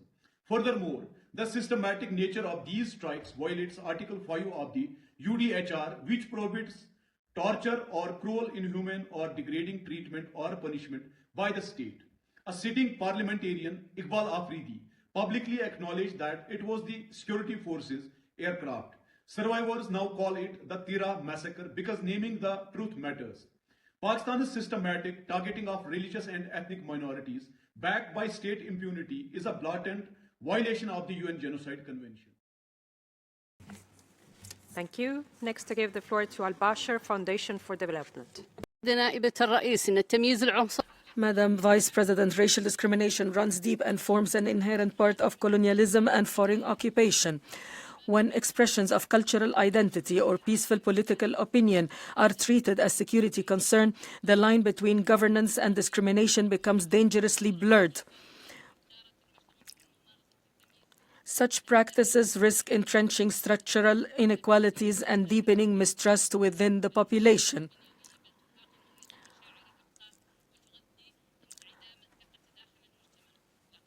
Persistent reports indicate that the Sahrawis continue to face patterns of unequal treatment that affect their full enjoyment of civil, political, economic, social, and cultural rights. Allegations include discriminatory barriers in access to public employment, restrictions on peaceful cultural expression, and disproportionate responses to demonstrations linked to Sahrawi identity or advocacy. In the absence of independent and sustained human rights monitoring in the territory, allegations of discriminatory treatment cannot be adequately assessed or remedied. Transparency and accountability are essential to ensure that anti-discrimination guarantees are meaningful in practice. Thank you. Thank you. Next, I give the floor to Coordination des associations et des particuliers pour la liberté de conscience. We and Human Rights Without Frontiers are concerned by emerging forms of state intolerance and discrimination in Norway. The unfounded decision to deregister Jehovah's Witnesses constitutes an act of institutional discrimination. By removing the legal status of a specific religious community, the authorities are fostering a climate of exclusion and stigmatization. This measure undermines the fight against all forms of intolerance as mandated by the Durban Declaration. Regardless of domestic legal procedures, the result is a singling out of a minority group. We urge the Supreme Court of Norway to annul the deregistration. The state must ensure that its administrative practices do not discriminate against specific beliefs, thereby violating fundamental principles of equality and non-discrimination. Furthermore, we recommend that Norway actively uphold the Durban Declaration by implementing measures that prevent state-sponsored stigma and guarantee full protection for religious minorities against all forms of social exclusion. I thank you. Thank you. Next, I give the floor to Eliska Relief Foundation. Merci, Monsieur le Thank you, President. The Eliska Foundation would like to welcome the follow-up report presented by the High Commissioner. We underscore that it is essential to combat intolerance, stigmatization, discrimination, and violence based on religion or belief, because these violations undermine the very essence of human dignity and freedom of thought, of religion, and of belief. President, Italy continues to take measures that are very concerning regarding discrimination on religious grounds or grounds of belief. At the end of 2025, members of the party in power presented a proposal that sought to prohibit the veil in all public places and to inflict fines going from 300 to 3,000 euros. This proposal is to be seen in the context of a broader draft law aimed at combating cultural separatism, which is closely linked to Islam, according to the party. We affirm that these measures have a disproportionate effect on Muslim women. National and European reports indicate that discrimination on religious grounds remains a significant concern in Italy, alongside other forms of discrimination, and highlight practices that are likely to involve discriminatory profiling. In this context, the Elisca Foundation encourages the Italian government to ensure that any measure that is adopted is fully compliant with international obligations on human rights. Thank you. I give the floor to Human Rights and Democratic Participation Center, Shams. Madam Vice President, Human Rights and Democratic Participation Center Shams stresses that racism under Israeli occupation is not incidental. It is systematic and institutionalized, targeting Palestinians, especially minorities and vulnerable groups.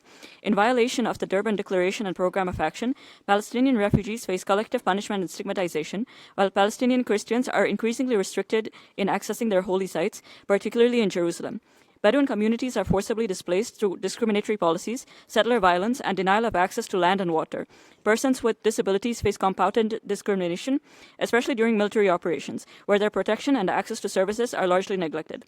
This reality is further intensified by rising hate speech and incitement by Israeli officials and politicians.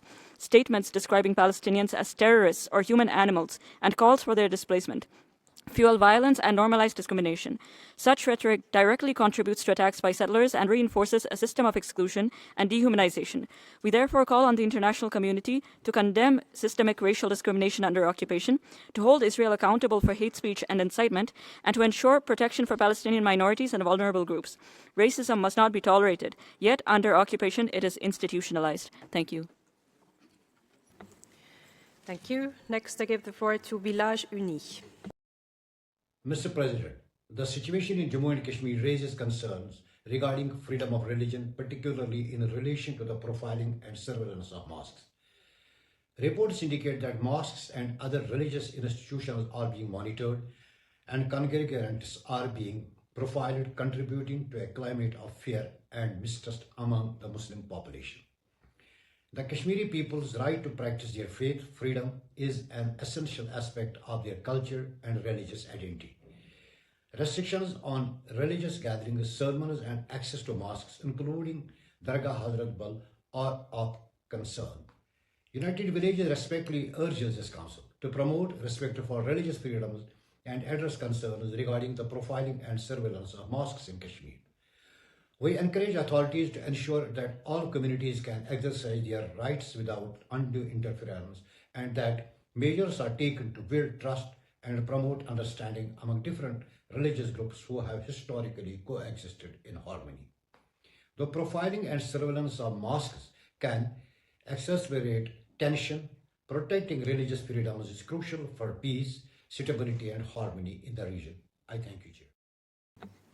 Thank you. Next, I give the floor to Sambhali Trust. President, racism, racial discriminations, xenophobia, and related intolerance undermine human dignity and equality. They fuel exclusion, deepen divisions, and deny equal access to education, livelihoods, and justice. India's constitutional framework guarantees equality and prohibits discrimination under Articles 14, 15, and 21. Ongoing efforts continue to promote inclusion, access to education, and economic opportunity across a diverse society. At Sambhali Trust in Jodhpur, India, we work with women and girls, including those from Pakistan, and marginalized communities who often face layered discrimination due to gender, migration, and social identity. In regions such as Jaisalmer, these challenges can deepen vulnerability and isolation. Addressing discrimination requires both legal safeguards and sustained community engagement. Empowering women, strengthening local institutions, and promoting awareness are key to building inclusive societies. We encourage continued global efforts to promote equality, tolerance, and respect for diversity. I thank you. Thank you. Next, I give the floor to Réseau africain pour le développement, la gouvernance et les droits humains. Thank you, President. We would like to draw your attention to a difficult situation in the Tindouf camps, where black persons face discrimination due to the color of their skin in violation of their human dignity. The gravity of this situation lies in the targeting of the most vulnerable categories of persons, primarily children.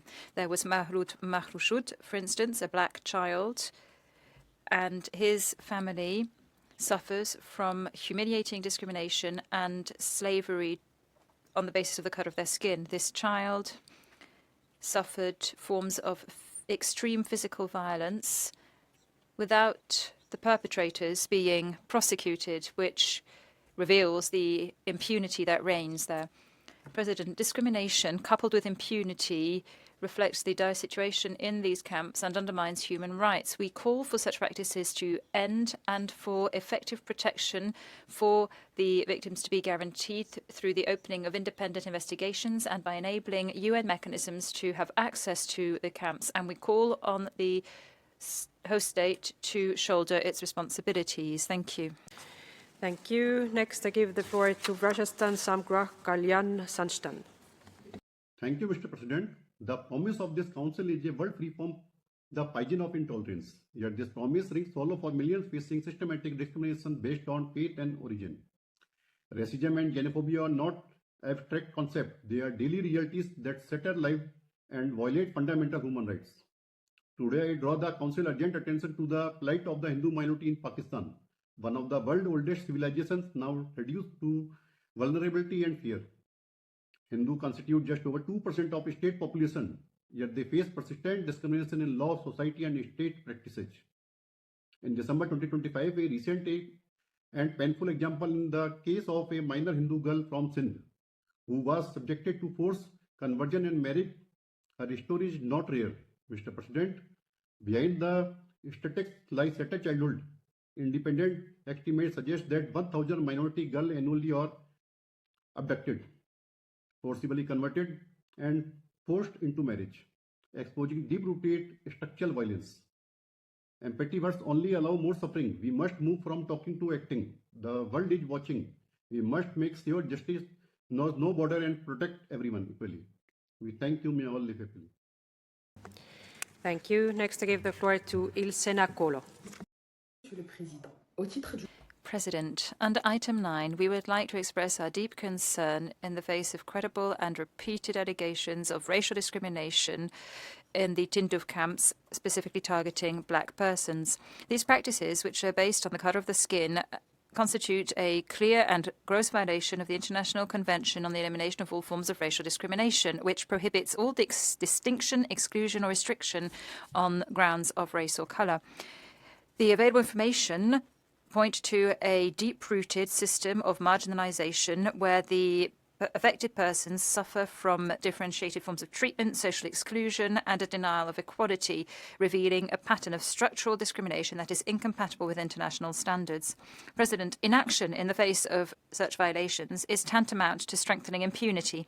It is essential to put an immediate end to such practices and to guarantee effective protection against all discrimination on grounds of color and to ensure that the perpetrators are held to account. Thank you. I give the floor to International Career Support Association. Madam Vice President, there is no historical evidence which supports the Japanese government or military forcibly recruited comfort women. Mr. Kim, who has protested this historical falsification, was arrested 5 days ago in South Korea in violation of South Korea's constitutional guarantee of freedom of expression and academic freedom. He was detained using a retroactively applied revised comfort woman law. ROK should release him immediately. The previous administration officially assured the United Nations that it would uphold the 2015 Japan ROK Comfort Women Agreement. However, high-level segment in this session, Korean government has broken that agreement again by raising this issue. South Korea continues to suppress its own citizens as the DPRK does. Madam Vice President, we urge this Council to demand that the ROK honor its international commitments. This issue stems from the fabricated story created from financial gain, which misled UN Special Rapporteur Kumaraswamy and McDougall. Their reports were based on the novels and comics written for profit, which authors confessed that they wrote lies for financial gain. We call upon the Council to urge Al-OK to fulfill its treaty obligations as a sovereign state and to withdraw all the recommendations against Japan based on the followed report. The honor of the Japanese people has been seriously damaged by these falsehoods. Al-OK should stop weaponizing and politicizing this issue to divert attention from their own people. Thank you very much. Thank you. Next, I give the floor to Institut International pour les droits et le développement. Thank you, President. In France, voices that speak out in support of the rights of the Palestinian people are today seriously criminalized. Politicians, rights defenders, researchers or journalists all face pressure and restrictions for having criticized the state of Israel and denounced its multiple violations of international law. On the pretext of combating terrorism and anti-Semitism, criticism of Israel's policy is deliberately confused with hate speech or incitement to violence. And this is something that is done repeatedly in order to legitimize, monitor and suppress legitimate voices. Today, this drifting is crystallized through a draft law, the Yadan law. By criminalizing any criticism of Israel and any expression of solidarity with Palestine, this law is turning political views and the expression thereof into criminal acts that are punishable under criminal law, as well as historic analysis and legitimate debate. Vague notions such as indirect apology and trivialization or relativization are being used to muzzle dissident voices. This logic is not a one-off. In Italy, there are also movements of solidarity vis-à-vis Palestine which are also harassed in this way. And we call on France and Italy to ensure free civic space and to protect freedom of expression and academic freedom. Center for Human Rights.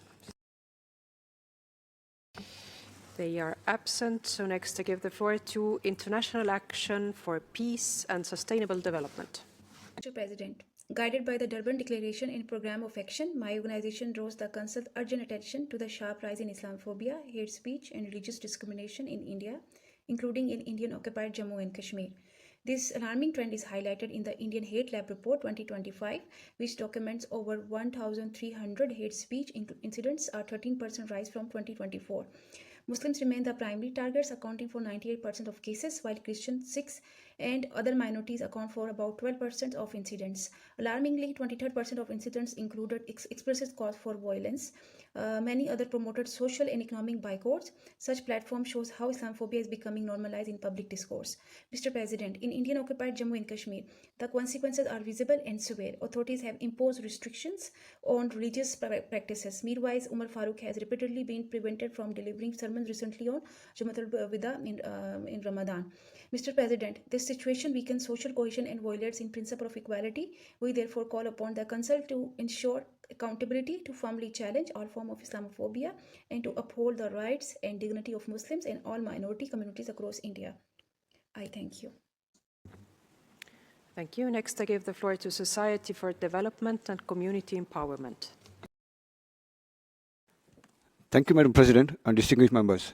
In the southernmost state of Tamil Nadu in India, the Karur district mass casualty incident on 27 September 2025 during the popular South Indian actor Mr. Vijay, the president of Tamil Nadu Vettikalagam political party roadshow, exemplifies catastrophic failures by designated local and state authorities, resulting in 41 deaths and leaving a few hundreds injured, thereby violating the rights to life under the Universal Declaration of Human Rights and International Convention on Civil and Political Rights.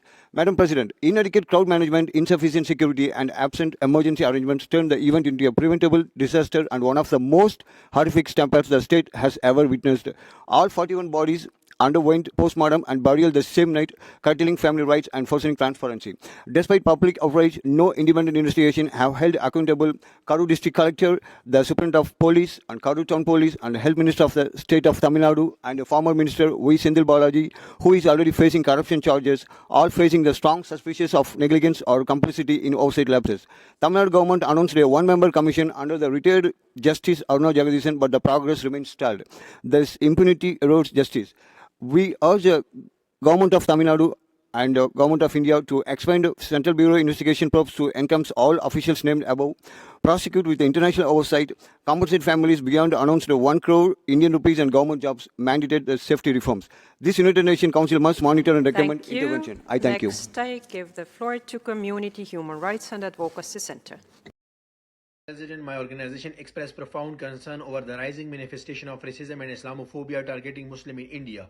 These developments point to a disturbing pattern of intolerance, discrimination, and exclusion that is increasingly taking root within institutional and societal framework. Recent action by the BJP government, including the demolition of mosque in Shimla and similar measures reported in Uttarakhand, raised serious concern regarding selective law enforcement and the protection of religious freedom. Such practices contribute to an environment where minority communities feel increasingly vulnerable. The situation is further intensified by inflammatory and exclusionary rhetoric statement by Hindutva leader Sadhvi Parachi, asserting that India is exclusively a Hindu nation and suggesting that minority should leave if they feel unsafe, reinforce narrative of exclusion. Such remarks risk legitimizing discrimination and deepening societal division, as understood by the UN Secretary General Antonio Guterres.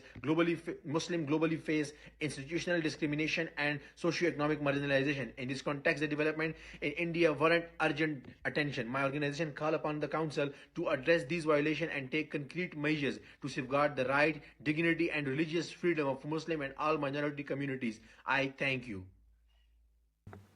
Thank you. Next, I give the floor to Association culturelle des Tamouls en France. They are absent, so next I give the floor to Shanxi Patriotic Volunteer Association. Madam Vice President, I'm from the International Patriotic Pact organization, which advocates loving one's own country without harming other countries' interests and committed to international equity and peaceful development. I'm filled with grief and indignation regarding human rights situation in Iran. During negotiations, U.S. and Israel carried out a targeted killing operation against Iran's leader and openly attacked non-military facilities such as schools and hospitals, violating Iran's sovereignty and people's will and severely disturbing international order. Over the years, the U.S. and Israel have launched military attacks on other countries for their own national interests. As I advocate for our pact and a review of nations' rights to development, I strongly condemn these vicious acts. We call on people in the world to unite and support Iranian people in defending their national sovereignty and dignity and stand up to hegemony. During the global history of wars in recent decades, the U.S. has been omnipresent. The prerequisite for ensuring democracy and human rights is national peace, unity, and stable governance. How can a country talk about democracy and human rights when it's divided and unable to guarantee the safety of its people? We call on the UN and this Council to attach importance to our pact and the review of nations' rights development. Only when countries form a common recognized view of patriotism can there be an end to wars and the arrival of true peace. Thank you. Thank you. Next, I give the floor to Tumuku Development and Cultural Union.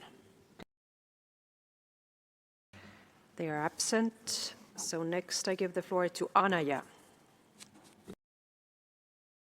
They are also absent, so next I give the floor to Meria Zarka. Madam Vice President, we take the floor under Agenda Item 9 on the follow-up to and implementation of the Durban Declaration and Programme of Action, which underscores the need to combat hate speech and incitements, given their role in fueling violence and undermining human rights. In this context, our organization strongly condemns the missile attacks carried out by Iran against the United Arab Emirates, which have reached 2,133 armed attacks, significant numbers reflecting the gravity of this escalation and among the highest recorded in the region. These attacks constitute a clear violation of Article 2.4 of the Charter of the United Nations concerning the prohibition of the use of force and amount to serious violation of the right to life and the right to personal security. As of the 22nd of March 2026, these attacks have resulted in the martyrdom of 2 members of the armed force, the killing of 6 civilians, and the injury of 160 people of 29 nationalities, in addition to extensive damage to civilian objects, infrastructure, and residential areas, confirming that civilians were among the direct victims. Madam Vice President, such acts cannot be separated from a broader environment of incitement and justification of violence, which runs counter to the principle of Durban Declaration and undermines international efforts to combat hatred. Accordingly, we stress the importance of addressing incitement, strengthening monitoring and documentation, and ensuring accountability of the NPT. Thank you very much. Thank you. This was the last speaker on my list, meaning that we have concluded the general debate under item 9. Distinguished participants, I understand that certain delegations have requested to exercise their right of reply in relation to statements made under agenda item 9. I now give the floor to the participant of Pakistan, please. Madam Vice President, Pakistan has consistently supported this Council's consultation with civil society and other stakeholders. My delegation is constrained to exercise its right of reply, however, in response to the politically motivated and baseless accusations leveled by someone claiming to represent a non-governmental organization, l'Association pour l'éducation et la santé de la femme et de l'enfant. The glaring absence of a connection between the organization's stated aims and the statement, which was delivered in a personal capacity, would be in contravention of established practices and requirements governing the United Nations consultative arrangements with civil society. We are concerned that this so-called civil society speaker misled the Council by misquoting opinions of special procedures, allegations to which my delegation has already responded with the contempt that they deserve. There can be no tolerance for attempting to subvert this Council's noble anti-discrimination agenda to further narrow, misplaced personal political ambitions. Leveling grave yet wholly unsubstantiated accusations and pointing fingers at national institutions is blatant politicization and defamation. It runs counter to purposes and principles of the United Nations and the letter and spirit of arrangements for consultation with NGOs. As required by ECOSOC Resolution 1996/31, government contributions or other support to NGOs should be declared and aligned with the aims of the United Nations.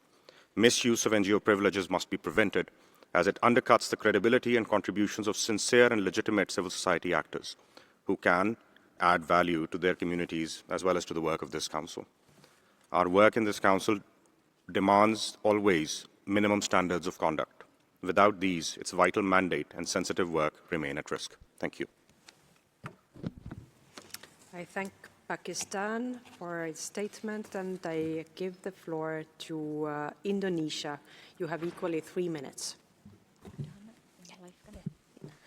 Madam Vice President, Indonesia wishes to exercise its rights of reply to the statement delivered by an NGO during the general debate under item 9 this afternoon.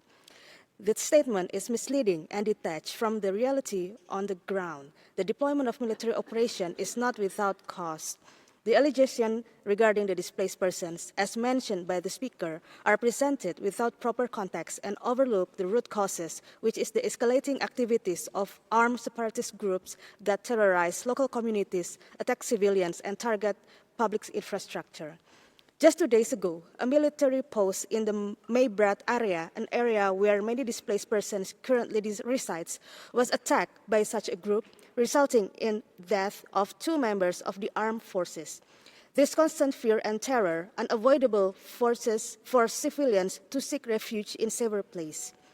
This security situation also poses a significant challenge to the government of Indonesia's efforts to ensure the equitable development across all Papuan provinces.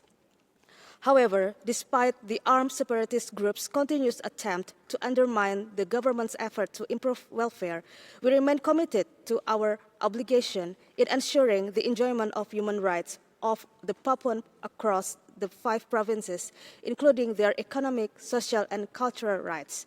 We regret that these facts are not considered when making statements. Thank you. I thank Indonesia.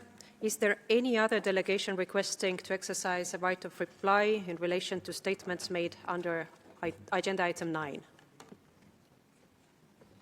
There is one behind there. Sudan. I give the floor to Sudan. You have 3 minutes. شكرا السيدة نائبة الرئيس. وفد السودان يقدم هذا. Thank you. The delegation of Sudan is making this statement as exercising its right of reply following this statement made by an association, an NGO. That statement included erroneous and politically biased information against national institutions and the government of Sudan.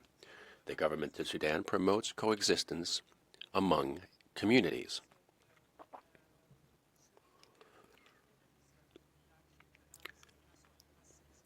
Racism and discrimination are criminalized. The government and the national army reflect the diversity of the Sudanese social fabric. My country is facing an existential, unfair conflict led by militias supported by foreign parties.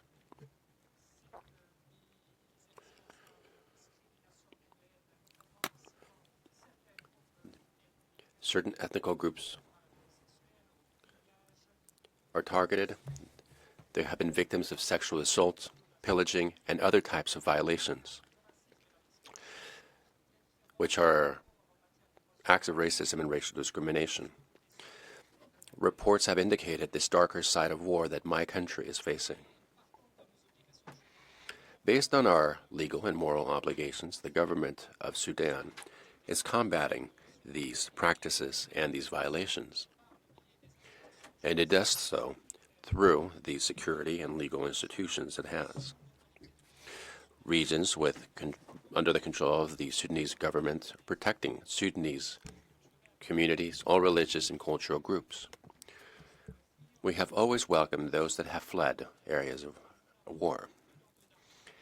People coming from the conflict in Darfur and who have faced different types of discrimination, such as forced displacement, ethnic cleansing, and other types of violations that we need not detail here now. Thank you. I thank Sudan.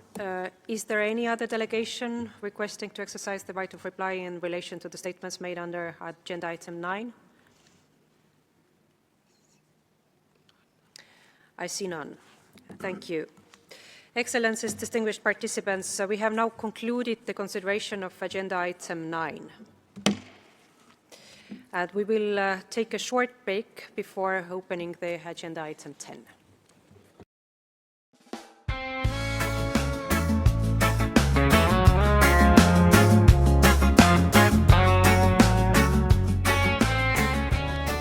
Excellencies, distinguished participants, I declare open agenda item 10, entitled Technical Assistance and Capacity Building.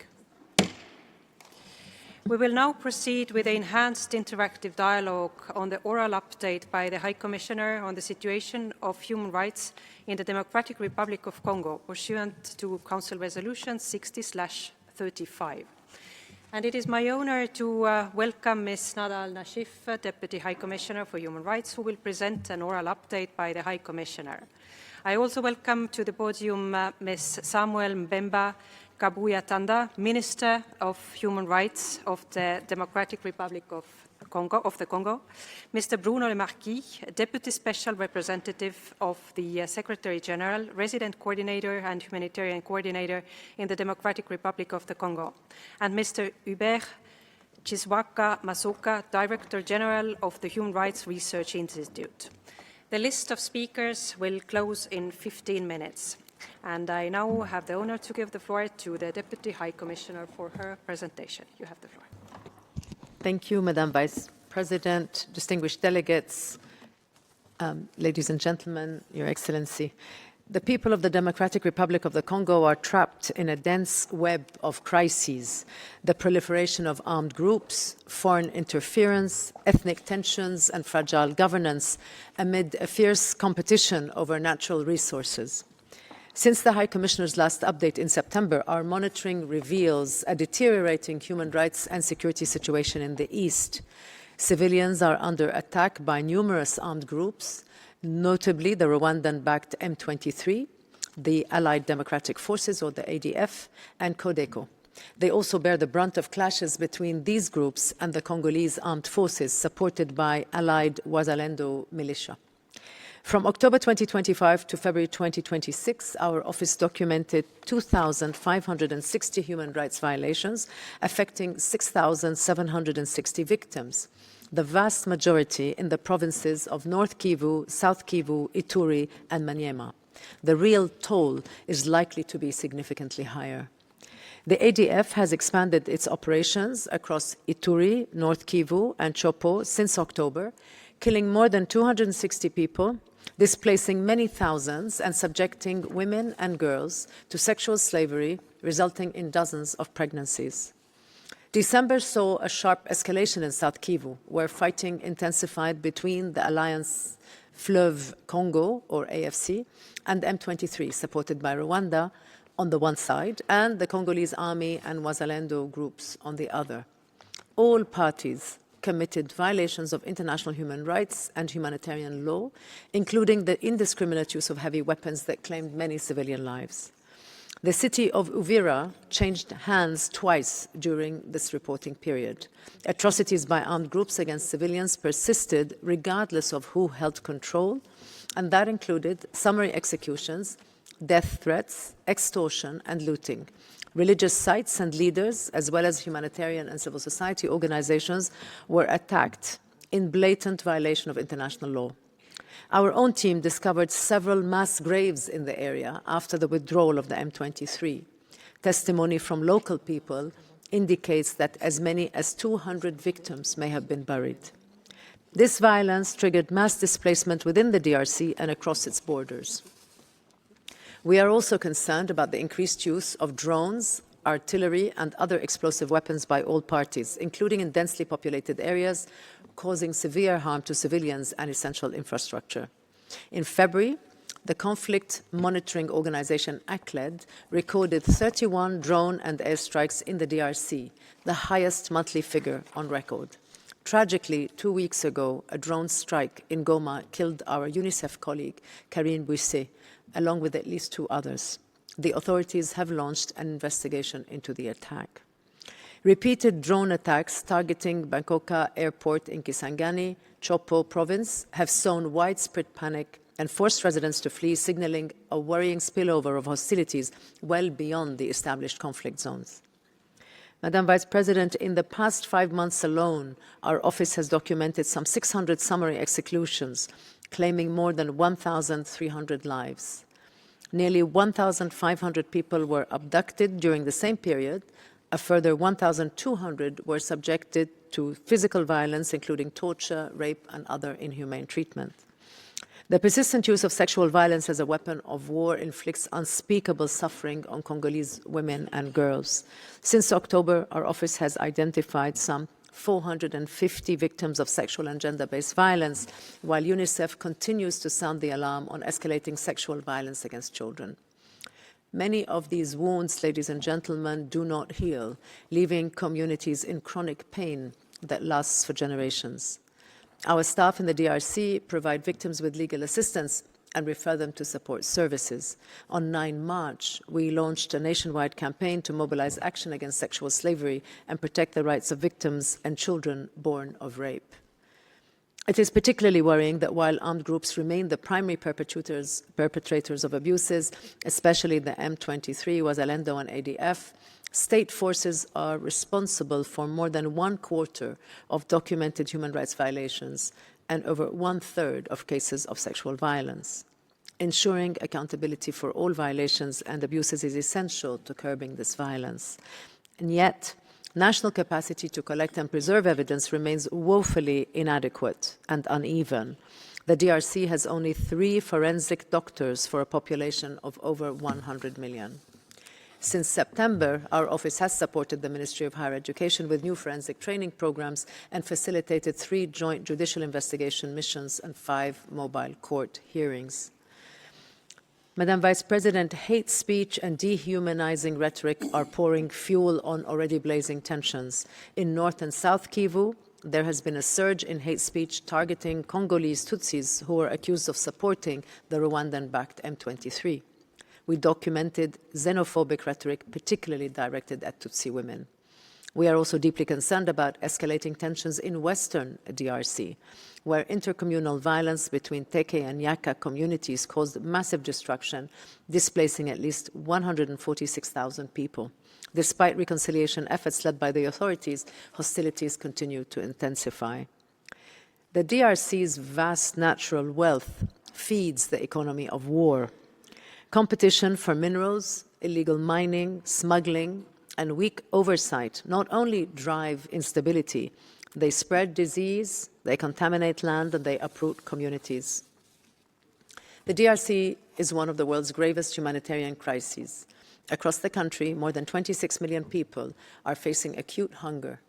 Nearly half of all children under 5 are stunted due to malnutrition that is chronic, and over 8 million people have been displaced. Amid such hardship and uncertainty, a strong civil society could provide relief and advance accountability. And yet, civic space in the DRC is steadily shrinking. Journalists, human rights defenders, and members of the political opposition face intimidation, harassment, and arbitrary detention.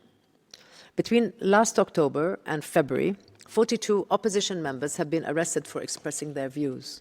The whereabouts of some are unknown, possibly amounting to enforced disappearance. Since October, the National Cyber Defense Council has arbitrarily detained 82 people, primarily political opponents, media professionals, and human rights defenders. Many are held incommunicado in unofficial locations, including private residences, and are denied access to legal counsel. We also verified cases of torture and other ill treatment. Congolese civil society has called for the dissolution of this body, and we urge the government to heed these calls. Since October, our office has supported 150 journalists, human rights defenders, and their family members who faced threats and harassment from state officials and armed groups. Madam Vice President, we welcome constructive steps taken towards a ceasefire and peace last year in Doha and in Washington. However, the reality on the ground is lagging behind. A change of course is urgently needed.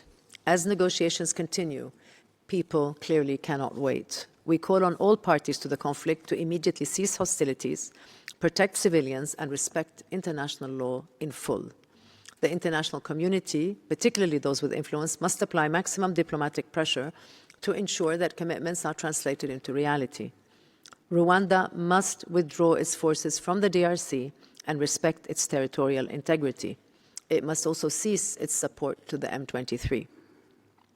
We urge the DRC authorities to end repression of the political opposition, journalists, and human rights defenders, release all those arbitrarily detained, and ensure they can exercise their rights freely in line with the country's international human rights commitments.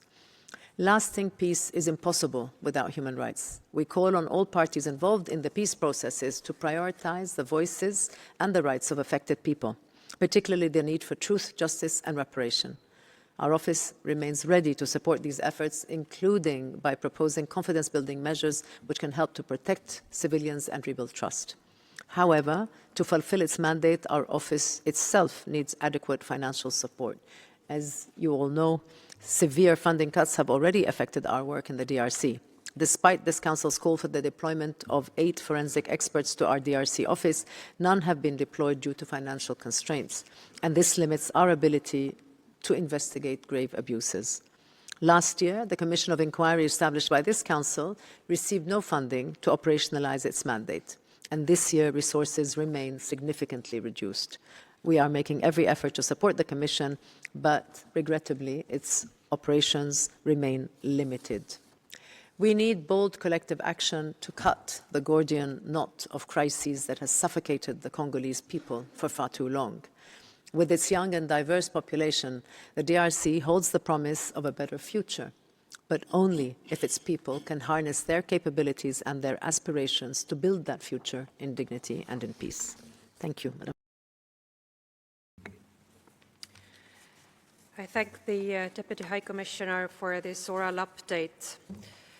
And I now give the floor to His Excellency Mr. Samuel Memba Kabuya Tanda for his remarks. Madame la Vice President, Deputy High Commissioner for Human Rights, Excellencies, distinguished delegates, on behalf of His Excellency Félix Antoine Tshisekedi Chilombo, President of the Democratic Republic of the Congo, and on behalf of Her Excellency Judith Suminwa Tuluka, Prime Minister, and on behalf of the Congolese people, I would like to thank the Deputy High Commissioner for her oral update. Madam Vice President, cooperation between my government and the Office of the High Commissioner on technical assistance, which is the topic of this session, is continuing, especially in the field of the development of forensic expertise and the implementation of transitional justice mechanisms. The Minister for Higher Education and University Education, with the support of the UN Joint Human Rights Office, is working on professionalizing forensic expertise through the creation of an institutional framework that is conducive to the emergence of forensic pathologists in the DRC. My country therefore appeals to the Office of the High Commissioner to do its utmost to ensure that the upcoming expiry of the experts' mandates, along with financial restrictions at the moment, do not weaken the sustainability of what has been achieved or the continuity of the transfers of this expertise towards our national institutions. With regard to transitional justice, my country has provided a coordinated institutional response through a number of major reforms. In particular, 2 draft laws are currently before the Parliament. One of them is about fundamental principles linked to transitional justice. It aims to establish a Truth and Reconciliation Commission and to create a special criminal court and streamline a mechanism for guarantees of non-repetition. The second bill amends organic law of the 11th of April 2013 by creating a chamber within the Court of Cassation for those defendants that enjoy jurisdictional privileges. These texts consolidate efforts underway for the reparation through law pillar by a law which establishes an interinstitutional commission for care for victims and support for reforms, and a national fund entirely dedicated to reparations for victims, called FUNAREV. On the extractive industries, measures have been taken to root out child labour. Finally, with regard to the improvement of conditions of detention and to prevent prison overcrowding, a number of measures of conditional release have been taken. But, Madam Vice President, these efforts must not overshadow the unseen tragedy that is unfolding in the occupied areas of the DRC, occupied by the Rwandan armed forces and their auxiliaries of the AFC and M23. As the fact-finding mission has shown, a lot of the forces come in and out of Rwanda, and they cross the borders near Goma and Bukavu, and very often we must recognize that what is happening in Kinshasa right now is a plot which, because for years we failed to destabilize the Democratic Republic of the Congo as a whole, we are seeing the President of the Republic himself being targeted by plots that originate in Rwanda. Therefore, there are sometimes arrests at the borders, but please rest assured that due process is respected and people are released when appropriate. With regard to what Rwanda has been doing up until today, in disregard of Resolution S37, which called for Rwanda to withdraw from the territory of the DRC, well, recently the government published a consolidated report on the basis of elements coming from the Joint Office, and which showed that during 12 months of occupation in Goma, Bukavu and the surrounding areas, Rwanda and its auxiliaries committed 17,015 violations against the right to life and physical integrity, including 15,769 killings, 829 kidnappings, and the horrific figure of a woman being raped every 4 minutes. The particular situation in Uvira is particularly telling. There were 1,500 civilians who've been killed, 300,000 people have been displaced, and 12,000 children who are out of school. And to this you have to add the looting of public and private property, which has wiped out the livelihoods of the civilian population. To this, you have to add the fact that in Uvira, we have discovered more than 7 mass graves, 3 in Mayiyamoto, 1 in Kolomi, 1 in Kala, 2 in Rutemba, and 2 graves in Kagando. Vice President, to conclude, I appeal to the conscience of everyone with regard to the ideal of peace and justice, the bedrock of our international system. The operationalization of the mandate of the Commission of Inquiry for the human rights situation in the east of the DRC, which was established by your council, is more than essential in order to establish the facts and establish responsibilities. The very slow implementation of this Commission's mandate is of great concern for my country and for civil society, and above all for victims, especially when you know that in 2 months, so in June, the Commission is meant to submit an oral update before this Council. The victims and the Congolese people as a whole expect from the Office of the High Commissioner that it allocate the necessary means to enable this Commission to begin its mission on the ground. I thank you. I would like to thank His Excellency the Minister. The list of speakers is now closed. To Mr. Bruno Le Marquis. Madame la Vice President, Deputy High Commissioner, Minister of State and International Solidarity and Human Rights, Minister of Human Rights, distinguished delegates. On behalf of the United Nations Mission for the Stabilization of the DRC, MONUSCO, and on behalf of the United Nations system in the DRC, I would like to thank you for your unwavering attention on the human rights situation in the DRC. Your continued commitment is a key pillar for the protection of Congolese peoples and for the support of national institutions there.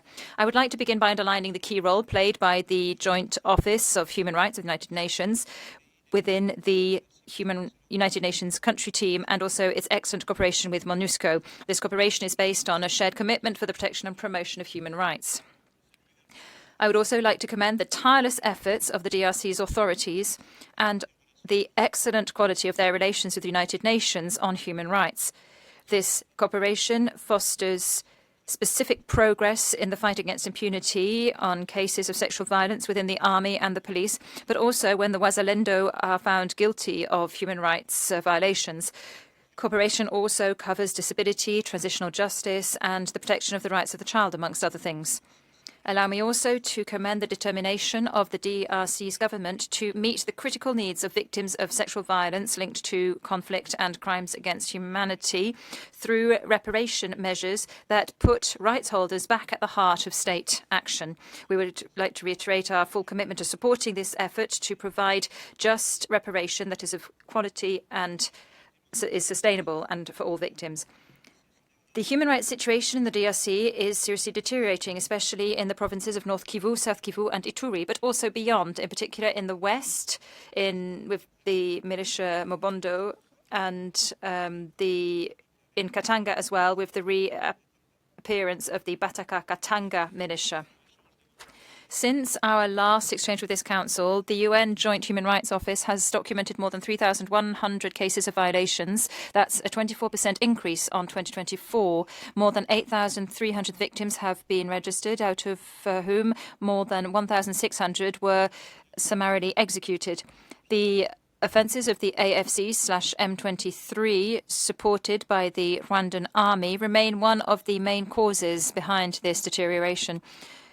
Many areas in North Kivu and South Kivu remain under the control of the AFC/M23, and ongoing clashes and the use of drones and heavy weapons in densely populated areas by all parties to the conflict continues to have dramatic consequences for civilians. This situation is leading to mass displacement and serious violations of physical integrity and human life, as you can see from the recent attack by drones in Goma, which caused the death of 3 individuals, including a UN staff member. Recurring attacks by the following armed groups, ADF, Codeco, CRP, Mai Mai, FDLR and Nyatura, continue to claim civilian lives and to undermine security in the east of the country. Since last September, the ADF has killed at least 500 civilians in Ituri and North Kivu. The discovery of mass grave in Uvira in February bears witness to the gravity of the situation in the areas that are in the grip of the groups of the conflict, and it also lays bare the need for human rights to be taken into account as a means for confidence building in all peace processes in the DRC.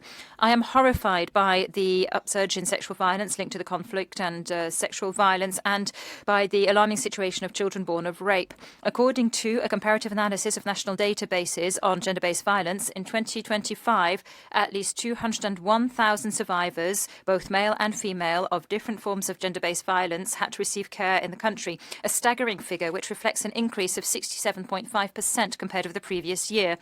This, paradoxically, in a context where we are seeing aid being cut and stakeholders who provide gender-based violence services facing reduced capacities. Behind these figures, there are shattered lives, broken bodies, and trampled dignity. The humanitarian crisis, which is essentially a crisis of displacement and protection, remains one of the worst, one of the most complex, and one of the most neglected in the world. At the 31st of January, the country was home to 6.5 million internally displaced people, with 4.2 million returnees, whereas the available humanitarian resources remain largely insufficient and have been further cut recently in order to and cannot meet the growing needs of the affected populations.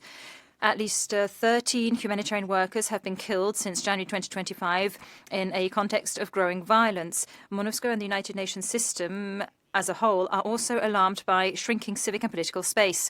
Human rights defenders, leaders of the political opposition, journalists and civil society stakeholders face intimidation, arbitrary detentions, persecutions and reprisals, including in particular in areas under the control of the M23/AFC, as recognized by the Special Rapporteurs on Torture and the Working Group on Discrimination Against Women in their joint press release on the 26th of February 2026. MONUSCO is continuing its efforts to protect civilians, including within its own bases, and to support human rights defenders and promote social cohesion. However, the financial crisis afflicting the United Nations organization has considerably reduced the capacities of the Joint Human Rights Office, as well as the Office of the High Commissioner, as the High Commissioner already said before this Council last year. But this financial crisis has also affected MONUSCO. MONUSCO has seen its staff cut dramatically at the end of last year. This double reduction has led to 37% of our staff being cut within the Joint Human Rights Office. This, of course, limits missions on the ground as well as technical assistance, support for judicial investigations, forensic expertise, assistance and protection of civil society actors and of victims and witnesses of serious human rights violations. The financial crisis is also having a direct impact on the operationalization of the Commission of Inquiry. This is posing a direct threat to the progress that has been achieved against impunity and the support of national institutions. There can be no lasting peace, without justice, and without addressing the root and structural causes of the conflicts and all vulnerabilities. In the face of this situation, we call for the Congolese authorities to guarantee humanitarian access, to protect civic and political space, and to implement the national policy on transitional justice. We also call on all parties to the conflict to respect international humanitarian law and international human rights law, as well as all commitments undertaken in the context of ongoing peace processes. We call on the armed groups to immediately cease attacks against civilians and civilian infrastructure and to put an end to sexual slavery. We call on guarantors and the stakeholders involved in the Washington and Doha peace processes, as well as regional mechanisms, to include precise human rights indicators and gender indicators in negotiations and in any agreements that might result therefrom. Finally, we urge our international partners to support the work of the International Commission of Inquiry as well as the work of the Joint United Nations Human Rights Office. Finally, allow me to send out an appeal to the members of the Human Rights Council. Please keep the situation in the DRC among your priorities. Please ensure close monitoring of violations, and please support efforts aimed at preserving civic space and protection of human rights defenders, because behind each individual figure there is a face, a story and a life that deserves justice and dignity. Thank you. I would like to thank Mr. Le Marquis for his contribution, and I now give the floor to Mr. Hubert Diswaka Masoka. Vice President, Deputy High Commissioner for Human Rights, Deputy Minister and Minister for Human Rights of the DRC, the Research Institute on Human Rights, a research and human rights center based in Lubumbashi, would like to sound the alarm before this August Assembly about a tragic paradox in the DRC. On the one hand, there's a humanitarian and security crisis that is getting worse and worse in the areas under the control of the AFC/M23, a armed paramilitary organization supported by Rwanda. Then on the other hand, there's a double strategy pursued by the state, which becomes also a passive commits passive violations of human rights through its administrative inaction and is also guilty of active violations through its repression. Despite the initiatives undertaken by the African Union and Doha and Washington's peace processes, the civilians in North Kivu and South Kivu continue to pay a heavy price for armed aggression marked by serious human rights violations and violations of international humanitarian law. There are systematic massacres, sexual violence that is used as a weapon of war, and forced mass displacement. The illegal occupation of part of the DRC is a gross violation of our sovereignty and a major challenge to the international order. Vice President, over and beyond security issues in the North and South Kivu regions, our institutions is very concerned by the inaction of the authorities, which amounts to being a major vector of human rights violations. In Kinshasa and in the Haut-Katanga, this inaction results in citizens being abandoned to urban bandits, men in uniform, and the mass looting of private property. The most serious violation by omission of the right to life and the right to development stems from a minimal approach of the state in the face of the devastating pollution resulting from the mining industry and the desperate lack of humanitarian assistance for internally displaced persons. The mining industry today exposes local communities to risks of carcinogenic pollution that are far higher than they were in the past. The Human Rights Council should take this opportunity to remind the Congolese government of its obligations regarding the right of communities to sustainable development, to a healthy environment, and to fair compensation in the event of environmental damage. A passive administrative approach stands in stark contrast with the brutality of the National Cyber Defense Council. This service, which acts outside of any legal oversight, is multiplying its cases of arbitrary arrests and illegal detentions of political opponents. There are cases where opposition figures have been detained without any access to a lawyer, and this reveals significant violations and intelligence being misused. Instead of being used to protect, it is becoming a tool for political persecution. Therefore, our institution would like to recommend that this Council demand the immediate and unconditional withdrawal of foreign forces, as well as the end to all support to armed groups that operate in the DRC, to actively support the establishment of a mechanism for transitional justice in order to step up the fight against impunity, and to ensure that perpetrators of war crimes and crimes against humanity are held to account, to encourage the Congolese government to get its act together in order to restore its authority and protect private property and ensure the right of communities to a safe environment is upheld through the implementation of the polluter pays policy, to demand the immediate end and closure of all illegal places of detention managed by the CNC and strict respect of all custody procedures. There can be no sustainable peace in the DRC without rigorous justice or full respect for human dignity. Thank you, Madam Vice President. I thank you for your presentation. Finished practice, we would now hear from the delegation of the country concerned, but I have been informed the delegation of Rwanda doesn't wish to take the floor at this stage. So I now invite interested delegations to ask questions of the presenters and to make comments on their statements. Please be reminded that the speaking time is 1 minute and 30 seconds for all speakers. And first, I give the floor to Finland on behalf of a group of countries.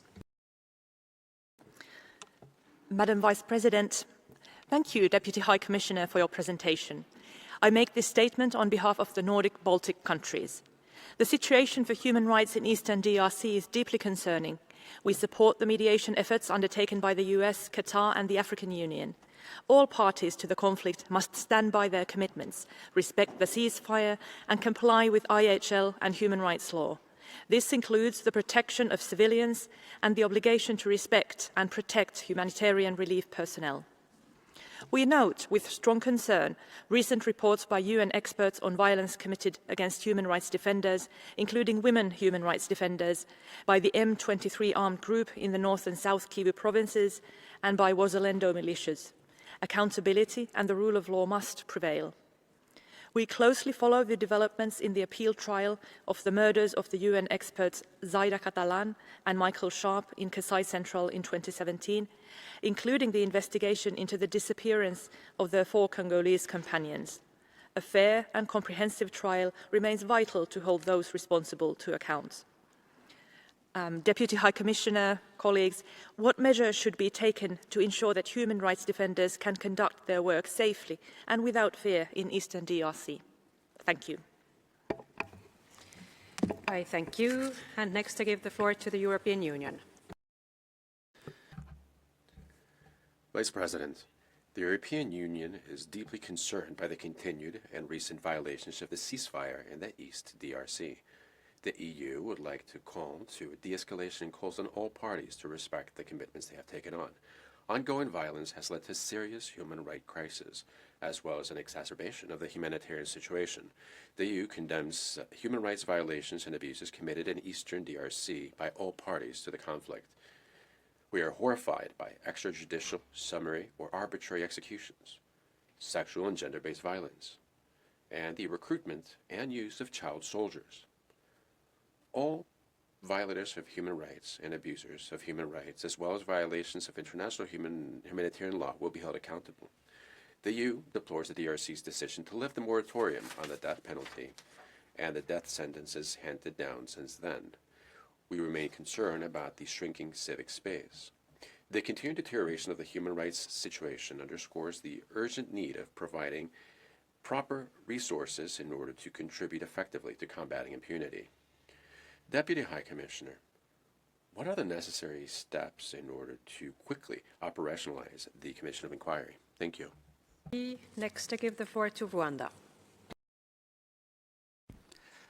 Madam Vice President, the Democratic Republic of the Congo must acknowledge responsibility for human rights violations on its territory, including recent drone and long-range strikes in Masisi, Walikale, Ruchuru, Rubero, Kalehe, Mwenga, Gakenge, Karingi, Minembwe, and the 11th March Goma strikes that killed civilians, including French UNICEF worker Karine Bouisse, implicating Congolese forces and allied militia Wazalendo, as confirmed by Congolese Member of Parliament Willy Mishiki. The UN Human Rights Coordination Office confirmed that the DRC government accounts for roughly 30% of reported abuses. The DRC-backed FDLR, a UN-sanctioned genocidal group, poses an existential threat to Rwanda. The silence of the office on this group and its support by the DRC is deeply concerning. Rwanda's security concerns require full and partial consideration. Over 260 armed groups operating across the entire territory, including Mabondo near Kinshasa, and the use of foreign mercenaries by the DRC government have intensified abuses. Selective scapegoating of Rwanda is counterproductive and shields principal violators from accountability. Durable improvement requires addressing root causes, governance failures, impunity, and weak institutions. Finally, Madam Vice Chair, this agenda item must not be exploited for political gain. I thank you. Thank you. Next, I give the floor to Angola. Madam Vice President, Angola expresses its deep concern over the continued deterioration of the security and humanitarian situation in the Eastern Democratic Republic of the Congo.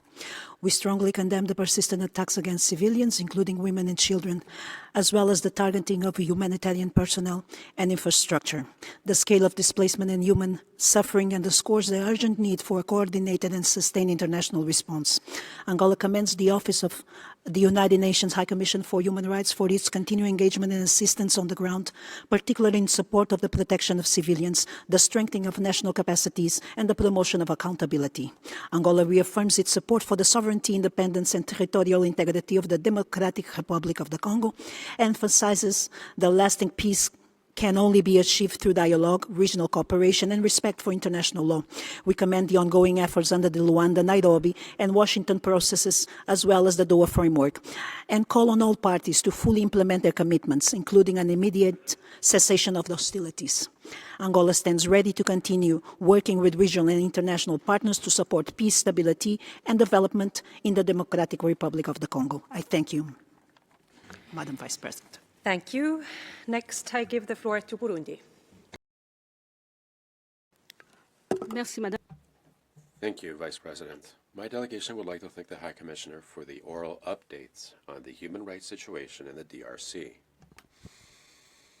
Burundi remains extremely concerned over the humanitarian situation as well as the human rights violations that the population of the provinces of North Kivu and South Kivu are constantly suffering, seriously affected by military offenses carried out by armed rebel groups, the Alliance of the Congo River, and the movement of 23rd March, with the logistical and military support of Rwanda. My delegation once again calls on all international community to take on measures required to respect the Doha and Washington initiatives in order to avoid a real risk of insecurity flare-up throughout the Great Lakes region.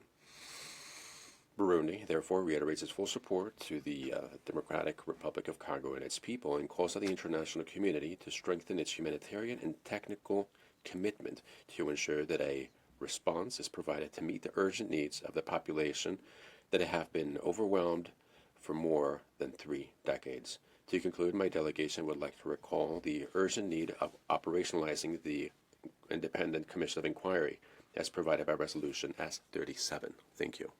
Merci beaucoup. Next, the floor to Belgium. Madame la Vice-Présidente, les violences dans... Vice President, violences in the east of DRC continue to exacerbate an already dire situation and a human rights situation. While we welcome the declaration signed by Rwanda and the DRC on March 18th in Washington, the violations of this ceasefire still go on. Indiscriminate attacks in areas that are highly populated lead to various civilian victims, including humanitarian staff.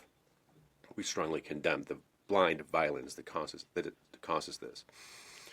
We call on the parties to the conflict to de-escalate and to the neutralization of the FDLR. We call on all parties to put an end to violations of human rights and to protect civilians in keeping to their obligations under international humanitarian law.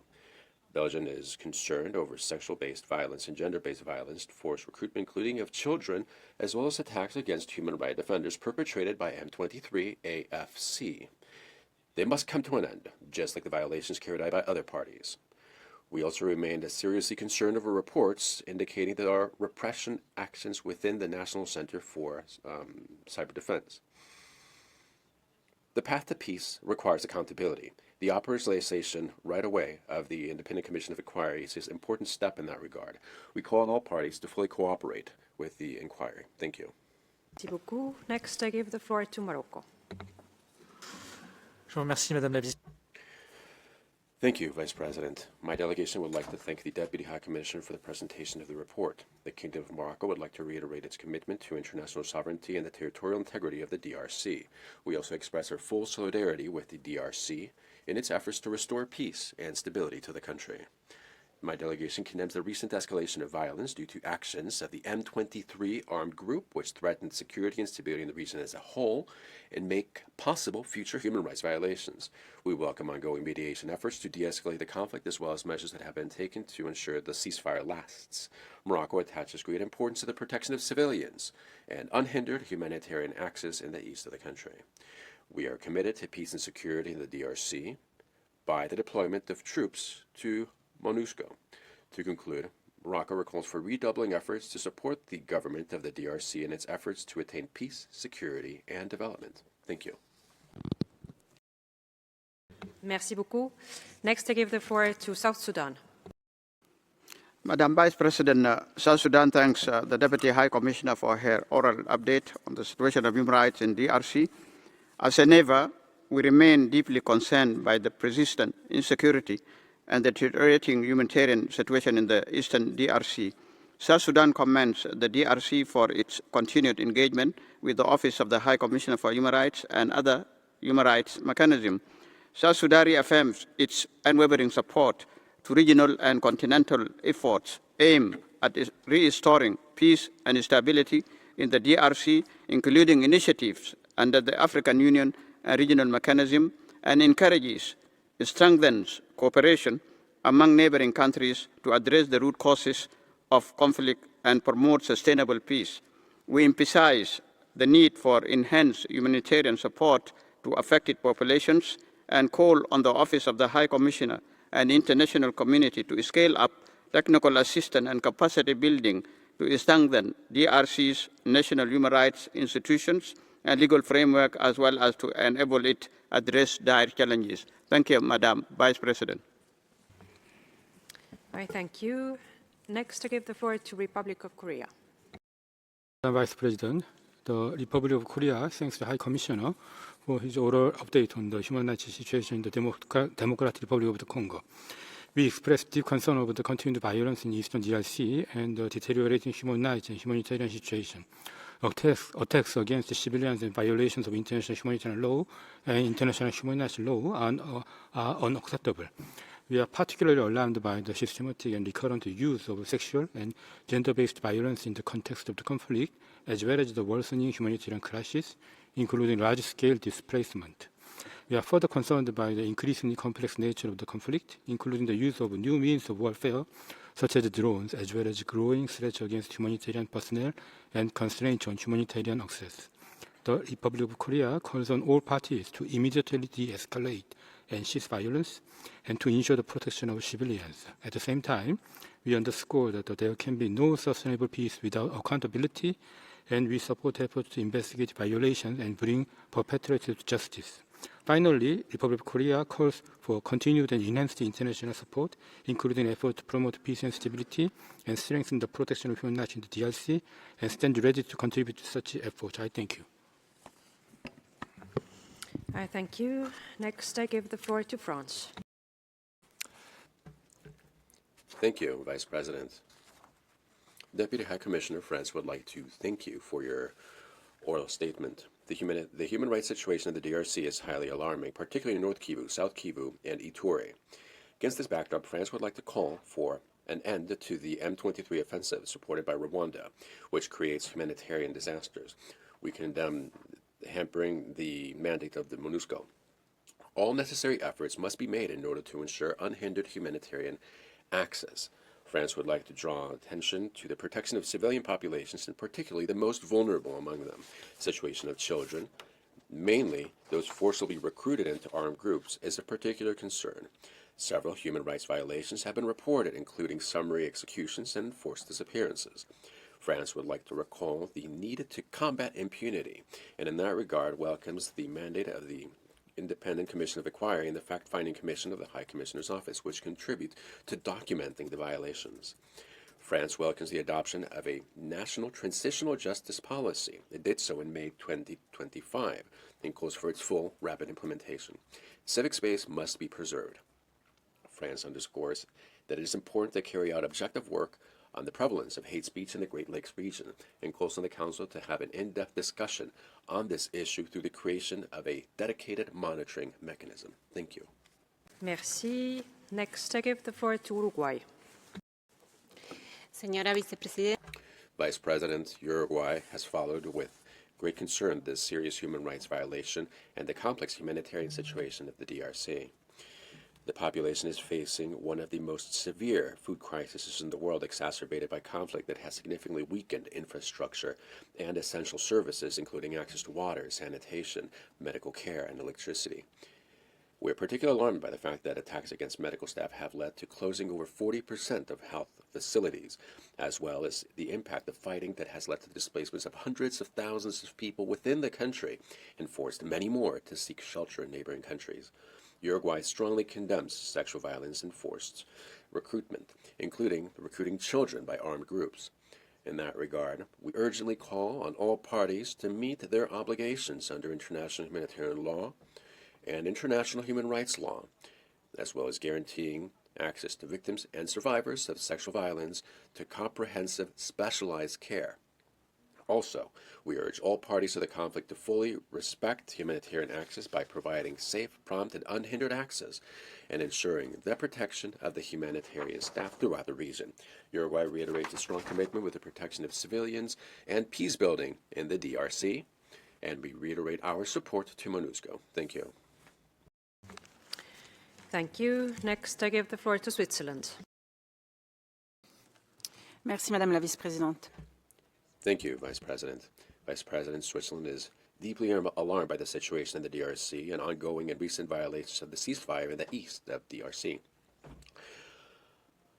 Fighting between the Rwandan-backed AFC M23, the Congolese Armed Forces, the Zawalendo, and other armed groups, such as the ADF, have resulted in serious violations of human rights law and human rights. We condemn these violations, including attacks on civilians, and we must put an end to hate speech and incitement to violence.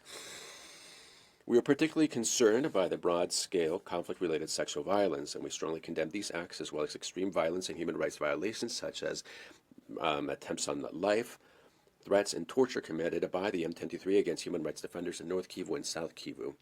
Those speaking against abuse and violence are targeted, which is not only against the law but also morally reprehensible. We call on all parties to strongly respect international humanitarian law and human rights and to enforce the commitments taken on under the Washington and Doha processes. We welcome the appointment of members of the Commission of Inquiry and invite them to visit the DRC in short order.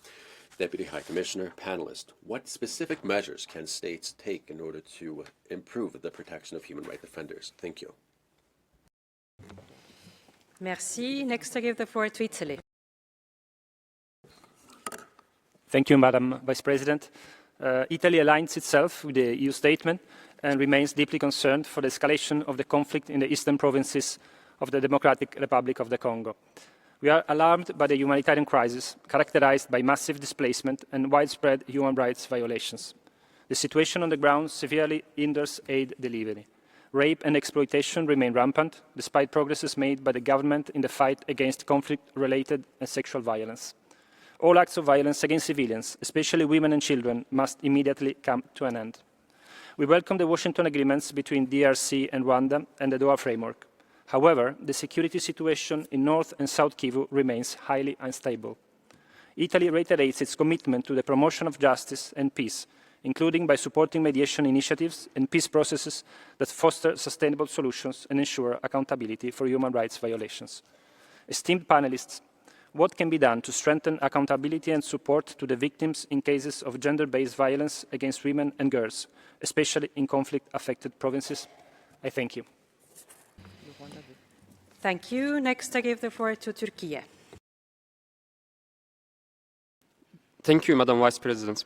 Turkey underscores the critical importance of the security, stability, and territorial integrity of DRC. We appreciate and support all efforts that contribute to peace in the Great Lakes region. We hope that Washington Peace Agreements and Doha Framework Agreement will be fully implemented in order to seize the opportunity for enduring peace in the region. We share the deep concern over the humanitarian situation in the eastern region of the DRC, as millions of civilians suffering from acute food insecurity, displacement, limited access to healthcare, and ongoing violence. Bringing an end to the conflicts affecting the eastern region of the DRC and ensuring the effective protection of civilian populations are essential to prevent the spillover of the conflict to the Great Lakes region. Madam Vice President, Turkey continues to support national and international efforts aiming to provide rapid, orderly, and protection-oriented responses, increase access to basic services, and maintain social cohesion. However, humanitarian access cannot be fully realized without the escalation, verifiable ceasefires, and coordinated steps to secure routes and infrastructure. We stand ready to contribute to the efforts to bolster peace, stability, and economic progress in the Great Lakes region. Thank you. Thank you. Next, I give the floor to Cameroon. Merci, Madame. Thank you, Vice President. Cameroon would like to thank the Deputy High Commissioner for the oral update on the human rights situation in the DRC. My delegation remains deeply concerned about the deterioration of the security and humanitarian situation in the eastern part of the country, characterized by ongoing armed violence, serious violations of human rights, and mass displacement of the population. Cameroon expresses its solidarity with the people and the government of the DRC, and we reiterate our support to the efforts of the Congolese authorities seeking to restore peace, to strengthen the state's authority, and to protect the civilian population. In that context, we welcome the regional initiatives and diplomatic efforts that are underway to achieve long-lasting de-escalation. Vice President, Cameroon also encourages continued efforts to fight against impunity, and we underscore the importance of constructive support from the international community by providing technical assistance, national capacity building, and increased humanitarian support. The role of the Office of the High Commissioner for Human Rights, particularly through the Joint Office in the DRC, remains essential and deserves full support. Finally, Cameroon calls for increased mobilization for the protection of the civilian population, particularly women, children, and persons that have been displaced, with full respect to the sovereignty and territorial integrity of the DRC. Thank you. Merci beaucoup. There is a request for a point of order. So, Ruanda, please, you have the floor. Thank you so much, Madam Vice President. We record that this item is related to capacity building and technical assistance. We have just heard from a few countries trying to go beyond the purpose of this oral update. And we want to really request Madam Vice President if this is permissible under the governing rules. Thank you.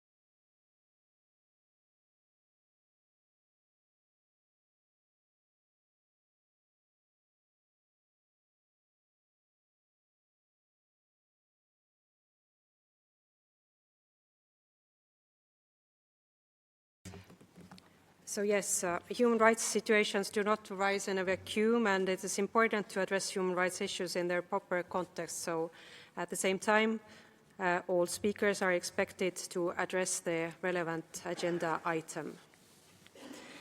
With this in mind, I will give the floor back to the next speaker, and the next speaker is the United Kingdom. Thank you, Madam Vice President. The UK thanks the Deputy High Commissioner for her update on the situation of human rights in the Democratic Republic of Congo, including the challenges and concerns that she has raised. We urge the DRC government to engage with these. The UK remains gravely concerned by the situation in eastern DRC, where the security and human rights situation continues to deteriorate, driven by M23's advances with the support of the Rwanda Defence Force. Intensifying armed conflict has displaced more than 5 million people, and widespread human rights abuses and violations are being committed by all parties to the conflict. We remain particularly concerned by the scale of conflict-related sexual violence. We remind all parties of their obligations under international law to hold perpetrators to account. At the same time, humanitarian workers face unprecedented obstacles. We urge all parties to allow full and unhindered humanitarian access. The UK calls on all parties to this conflict to immediately respect the ceasefire, return to the negotiating table, and implement their commitments under the Doha Framework and Washington Accords. Thank you. I thank you. And next, I give the floor to Egypt.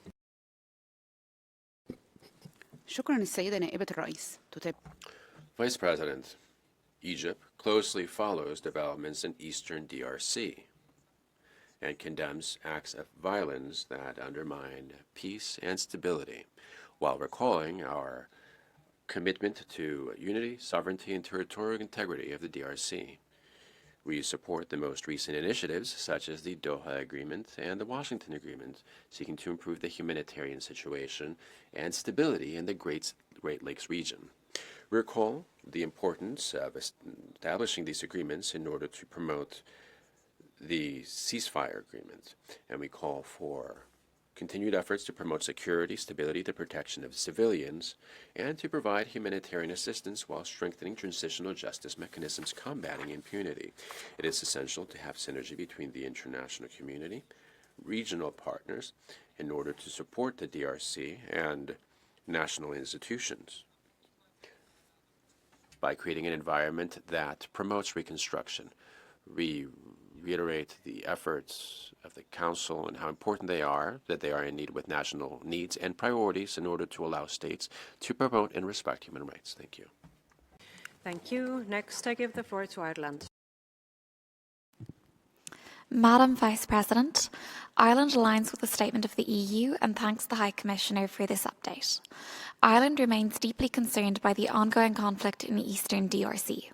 The human rights situation continues to deteriorate since the renewed offensive of M23, supported by the Rwandan Defence Forces. We are very concerned by the reported human rights violations and abuses by all parties to the conflict, and in particular the continuing widespread sexual and gender-based violence and the targeting of civilians by armed actors. We call on all parties to prioritise the protection of civilians and fully respect their obligations under international human rights law and international humanitarian law. Ireland welcomes the peace processes being facilitated by the US, Qatar and the African Union. We urge all parties to immediately respect the ceasefire agreements and continue to engage in necessary processes to attain sustainable security, justice and peace. Ireland notes efforts made in recent years to combat human rights violations in the DRC. We urge the DRC to rigorously investigate reported human rights violations by members of armed militia and national security forces and ensure perpetrators are brought to justice. Deputy High Commissioner, how can the international community support the DRC to end impunity for human rights violations and abuses in eastern DRC and ensure accountability for victims? Thank you. I thank you. This was the last speaker we could accommodate today. So, Excellencies, distinguished participants, this brings us to the end of this meeting. We will reconvene tomorrow morning at 10 a.m.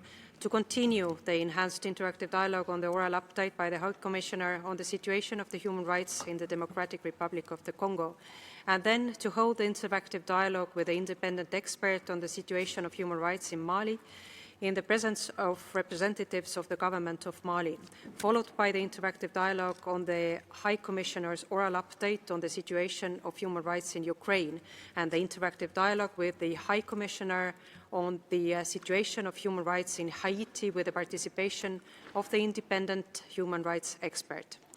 I hereby close the 46th meeting of the 61st session of the Human Rights Council.